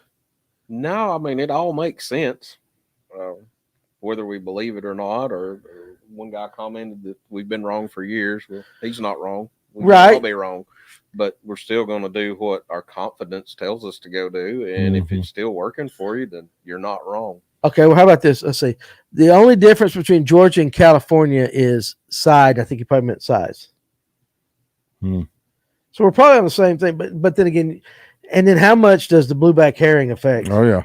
So your baits and all that. But again, like we're trying to talk largemouth bass. So. Yeah, well, I don't. This would be a good question. Do 7-pound largemouth in Lanier feed on blue herring, or are they just brim only?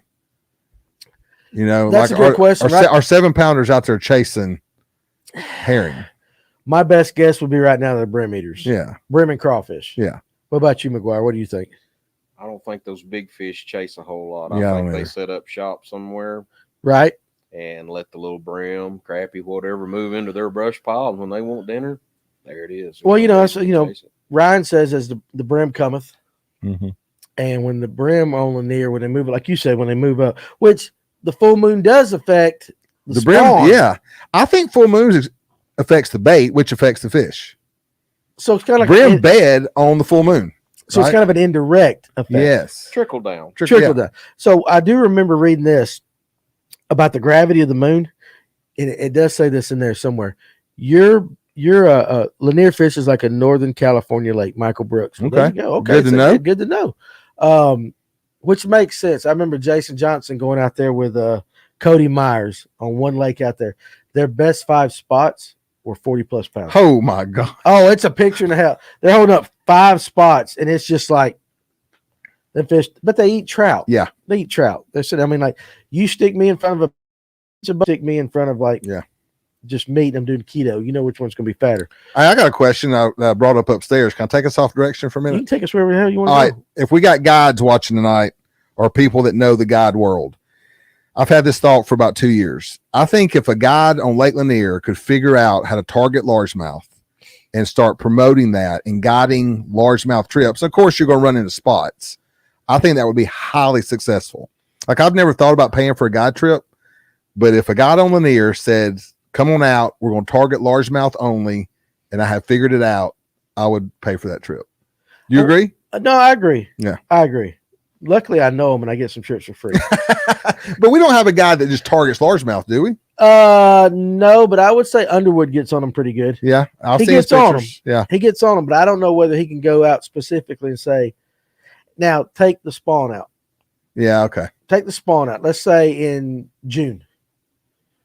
I don't know if he could do that. He would be the one I would ask. Yeah. I don't know if you Alatoona guys could do that. McGuire, any like largemouth hammers that you think are guides that you know, hey, listen, I want to go catch largemouth on Alatoona that could take you and consistently do that could take you just straight up looking for largemouth, because you really have to go hunt for those. Mm-hmm. John B, I don't agree with the moon phase part, and he might be right again. Yeah. And like I said, I'm not saying that this book is 100% correct, but what I did find in reading it was it made you at least think. Yeah, it makes you think. Kevin Underwood is the man. Listen, I've got my opinions on who's the best at what on Lanier. Sonar Pros, not even close. Probably Tim Hawkins coming in a great close second. Guides, if I'm going to pay money right now, I'm going with Kevin Underwood.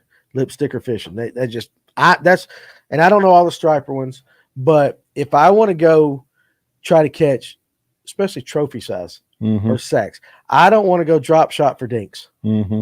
And you know how I hate drop shots. I mean, anybody can go out there and guide for drop shots. Mm-hmm.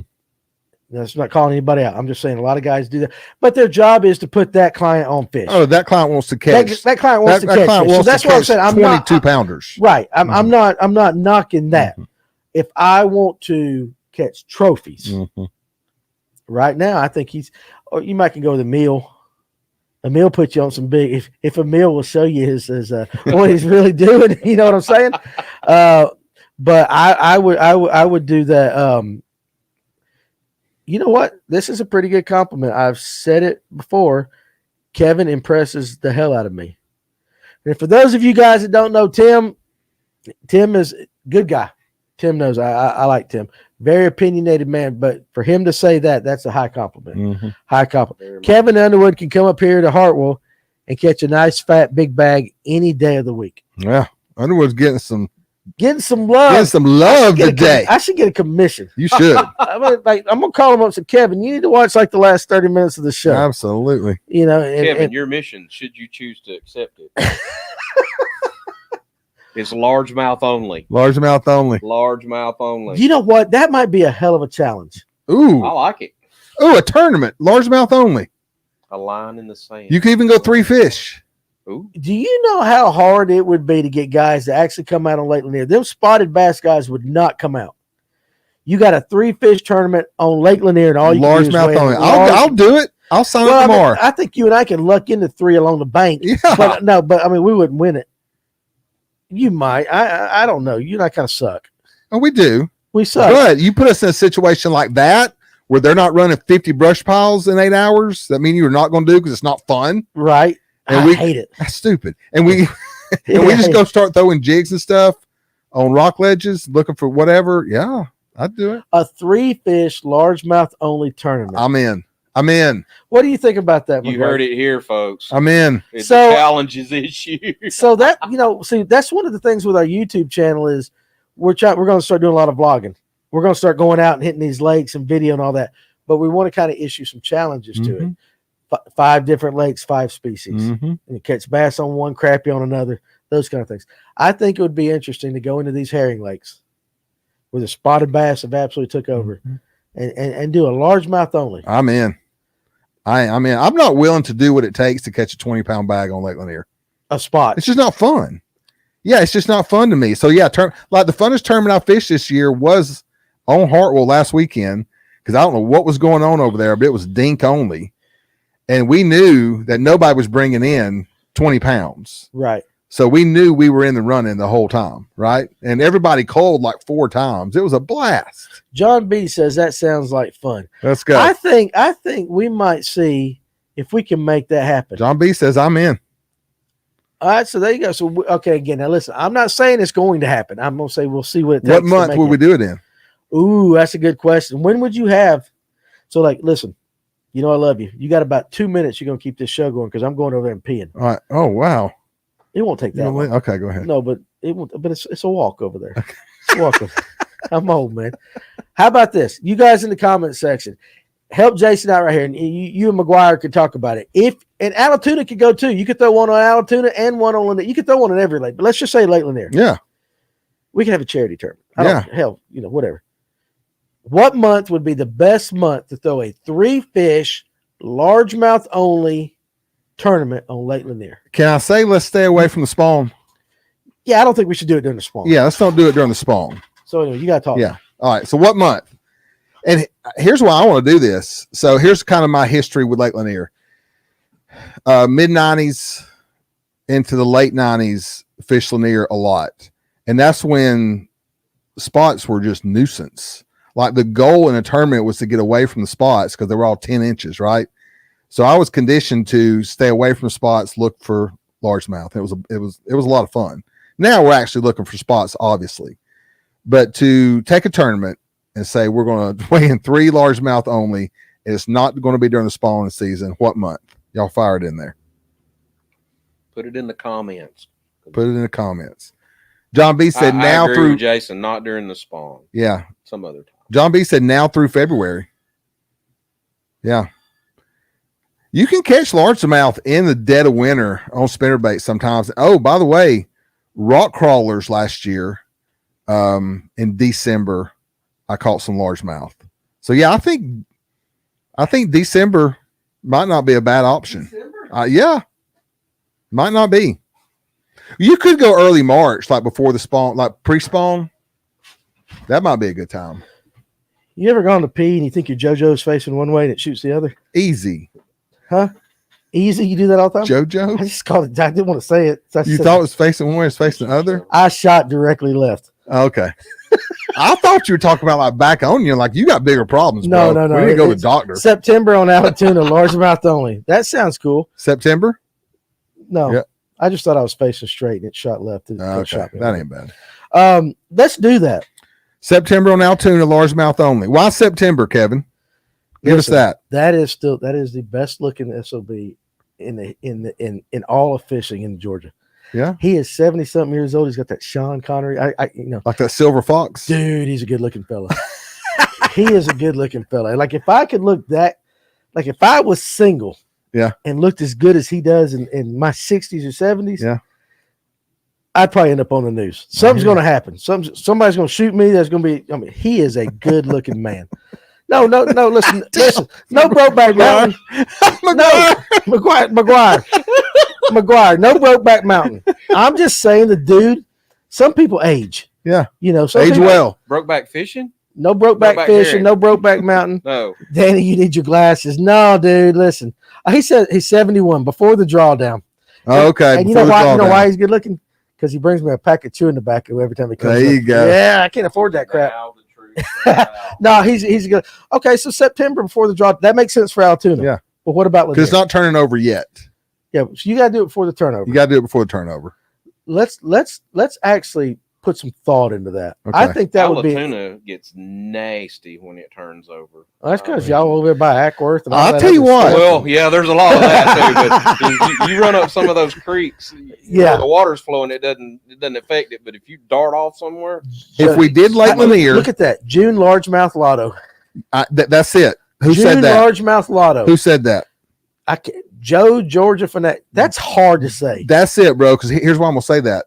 That big largemouth bite that we've got on the last couple of years has been right after the spawn in June. You know what everybody's gonna be doing? What? Throwing them damn I know. Toads. A horny toad. I mean, like I have to order like 500 packs of horny toads. I agree with you. If we do it on Lake Lanier, I say we do it early June. Okay, let's set that up. Let's do it. Okay, so right now, I'm going to go ahead and tell you that we are going to do next June. I'll get a permit. I'll figure out where. We're going to do a largemouth only tournament. Yep. We'll do a 3 fish. Well, we might need to think about the 3 fish. We could go 5, and if you weigh in 3, you might still win it. I don't want to screw the largemouth. Let's go. Okay, let's go you want to go 3? Let's just go 3 to be safe. Okay, I mean, I know Ryan says, hey, if you can keep 3 fish alive, you can keep 5 fish alive. true, But that's spots. true. I don't want to screw up the largemouth too bad. All right, 3 not fish. not that we're going to have a 200 boat tournament, Right. but we will do a 3 fish largemouth only tournament that Let's can be go. weighed in. I'm in. We got to make it for charity Okay. because I mean, other than that, I don't want to deal with the headache of running the Yeah, tournament. we'll do it. Okay, so guys, go ahead and figure that out. And then Tim, I'm gonna hit your comment on that. That's mag draft time. So I'll get Ryan to work on a permit for that, and we'll do it. It's got to be for charity, and we'll figure out a boat ramp. But we are going to do. Hold me to this, because you know I am. I'll forget this in the morning. We're gonna largemouth only tournament Lake Lanier, and if we can figure out a way to do one on Allatoona, I will do one on Allatoona as well. I think doing it for charity is a good idea, but we also got to make sure we really pump up the bragging rights, because you get some good bragging rights on this tournament. You win this tournament, absolutely, yeah. yeah. So I might actually get a trophy made. there you go. Yeah, we need or a belt. Yeah, good bragging rights. A belt that you bring back the next year. A belt would be awesome. That you bring back the next year. If we get a belt made, y'all think that'd be good? Heck yeah. And what would it be like? What would it say on the belt? A big old largemouth on the belt. Yeah, but what's the name of the tournament? Yeah, we got to put some thought in that. That's a whiteboard session. A whiteboard. We overthink that. But okay, let's do that. Stay away from my mag dress. Okay, let's do that. So Tim Hancock, now that I found it, I'm going to update my big bass time of day chart. It hasn't been updated since 2008, so it's going to take a while. Jeremiah, you can't he'll fish put it this. on his YouTube. Jeremiah, you can't fish this tournament. I've seen the largemouth you catch. Listen, so we're going to put Jeremiah in a boat. We're going to put him in a boat. Put him in a boat. We got to put him in a boat. A friend to fish this. That's right. You got to find somebody with a boat and a live well and all that. You can't be toting them around on a stringer. But anyway, okay. So hey, we're about an hour and about an hour 46 into this. So I'm going to wrap it up. But let's just real quick. What do you say? A belt buckle. There you go. Belt buckle like a rodeo. Hell yeah. That's not a bad idea. It's not a bad idea. Listen, no, but for fat asses like me, them big belt buckles, They don't hurt. work. They hurt. They hurt. They get into the fat. Belt buckles are made for skinny guys. Well, I got shaved, dude. display only. I mean, it's a trophy. Display. Shoot, I'll wear it. Look at an 80 era vest. A what? An 80s era vest. Oh, now you're talking. Who is this guy? I don't know, He's but my I new like best friend. Joe. Hey. How do you say that? Let me show you my phone case. Do you say Joe GA Best decade Fanatic, in or history. is it Somebody Joe- proved me wrong. Georgia Fanatic? How would you say that? I can't read that. Bro. It's Joe GA Fanatic. Joe Georgia Fanatic. Is that how you say it, Joe? Yeah. I think it's like an acronym. Joe, Georgia Fanatic. A what? Joe, give us your name in the comment. Yeah, I'd like to actually know your name because I can't say that. That's too many Joe. I mean, I took speech when I was in that's a elementary bulldog, school. so- I did. I took 2 years of speech. Well, you had a Joe Hug. That's because I had buck teeth. you could eat corn through a picket fence. I had the most buck. Joe needs tooth. a hug. Joe needs a hug. Joe needs a hug. Joe Hug. We're gonna figure out something. Yeah, let's do it. Belt buckle or something, or a stripper jumping out of a cake or something. We'll figure. See, you always go there. Now we're talking. I got to get people to this thing. The winner. And I ain't saying what kind of stripper. I'm just kidding. I'm kidding. All right, guys, listen, it's been a hell of a night. A lot of good talk, a lot of good thoughts. And again, high percentage fishing, a statistical approach to improving catch rates. Couple things. You can get it on Amazon. It's not a very long read. It's 60, 70 pages. I think it took Ryan a month and a half, so that's pretty good at his level. He did it. I gave it to him to read. But think about some of the things. I know you can go to Hancock's YouTube page. He's got a YouTube page. We've got a lot of stuff that's coming out on YouTube. But again, hey, remember, if you're watching tonight or you're watching at a later date, go ahead and hit that subscribe button. We're trying to get over 5,000 because once you pass that little 5,000 thing, it really starts to flow. And we're averaging, I think we got 200 or 300 new members here over the last week or so. We want to really jump that up. Got a lot of great stuff coming. Also, too, listen, you guys that are on YouTube, I also want you to go over to the Real American Road Trip, our TV show, and I want you to join the YouTube page there because what they're doing is they're going to start posting a lot of the stuff that didn't make the show. a lot of conversations that we had, a lot of interesting stuff. And I was telling the guys, listen, that show's really blowing up for us. We've had over the last 8 weeks, just a little under 800,000 views, and over 3 million minutes watched. And that's just the first 8 episodes. That's 2/3 of the entire thing. That's huge. And we're 270% higher than what was in that time slot at this time last year. So season 2 is going to be fun. I can't wait to do season 3. I'm going to drag some of you guys along for season 3. We won't go to no strippers or nothing like that. We'll stay out of the strippers and all that. No strippers? No. Well, maybe. No, my wife would beat the daylight. Yes, she He would. meant stripers. He meant stripers. Stripers. I am too old for strippers. Look at this. I ain't gonna get no table dance for that. I ain't got that kind of money. I ain't got that kind of money. So anyway, but again, hey, listen, think about some of the things we were talking about tonight and keep the conversation going on the group page tomorrow. Bring back Biggs for Beasley. Yes, you know what? We need to do that. We will see if we can make that work. We might can tie that in somehow. Yeah. That might be actually a good tournament. That might be good. We might can work that. So that would be very good. Ty Patterson. So we could do that. But again, hey guys, listen, Jason, thank you. Hell, I knew you would do it if I asked you because I needed somebody. Anytime. So scrape the bottom of the barrel. Man knows more about me than you guys need to know about. It's all I got to say is like, if there was ever anybody that knew my deepest, darkest shit, you gonna take a lot of that stuff to the grave. We know where the bodies are hidden. We know. And so listen, and McGuire, Tim, seriously, you did actually an outstanding job tonight. The screen didn't go blank, nothing fell over, and there's no fire. There's no fire. Not yet. We ain't cranked the cars up to go home yet, but there's still time. Subscribe, guys. Absolutely, you guys. So, hey, listen, we got some some fantastic content. Just kind of give you a little thing. We're getting ready on our page. We're gonna have a trout fly fishing section. We're gonna have a cat fishing section. We're gonna have a crappie panfish section. We're getting ready to really become Fish North Georgia, not just Bass North Georgia. And I know not everybody's into all that stuff, but we want to actually service everybody. And so again, you guys that took the time to watch us tonight, hey, we thank you. We want to thank again all our sponsors: Festive Water, Sonar Pros, he's the best, Turner Tire, Adams Renovation, and of course, thank you to Etowah Meadery for it's pretty good stuff, wasn't it, McGuire? Absolutely.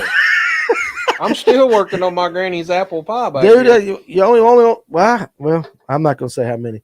Next week we will do a beer for them. So, but again, we want to thank Etowah Meadery, and we're going to again coordinate with them to do some Fish North Georgia stuff. You guys, hey, listen, have a great weekend. I'm going deer hunting. What are you doing? I'm fishing probably Sunday afternoon. I found a rub over here by the thing. Big as your thigh. Really? No, seriously, like this is a grown one in these mountains. Probably a grizzly bear. No, seriously. There's 2 small horn trees, and then there's some right there together. Really? Honestly, when I say as big as my thigh, it would shock you how big this is. Cedar tree? Cedar. Yeah, always them cedar trees. Why? What are you doing this weekend? Well, I actually have to work this weekend. I'll be fishing next week. And you're going to be sneaking around the other side of the lake where I told you I saw that big buck. Don't lie. I know it. Listen, high-powered rifle will reach over there. Hey, listen, seriously, plug your socials. Tim? Mine? Yeah, plug your social. You put out videos and content. Plug it. You can follow me at T McGuire Outdoors on Facebook, Instagram, and YouTube. Okay. Plain and simple. Man T Fishes. McGuire Outdoors. You need to plug anything? Yeah. Plug yours. Listen to it. You guys pay attention here. Good. Jason Glaze with New Name Ministries. I have a YouTube page there. Trying to get to 500 subscribers, because once you get to 500, you can do all kind of cool stuff. We have a discipleship counseling ministry. So our podcast, we talk a really bit about everything. We are, I guess what you would call, we are Christians. We are followers of Christ, but we're not weird about it. Right. So I think you'd really enjoy the content that we put out. So Jason Glaze with New Name Ministries, go over there, hit that subscribe button, help us out. Yeah, absolutely. Hit both of them out, guys. So listen, we're all a community here, and just trying to build up everybody. And really our goal here is to make you guys be better anglers. We're all looking to do that, but to have fun, share some stories and some laughs along the way. Time's very short. So whatever you're doing this weekend, be very careful, and we will see you next week on the live well. Not sure what we're going to do yet, but it'll be good. You guys have a good weekend. We'll see you. That's a wrap. Yep. Good show.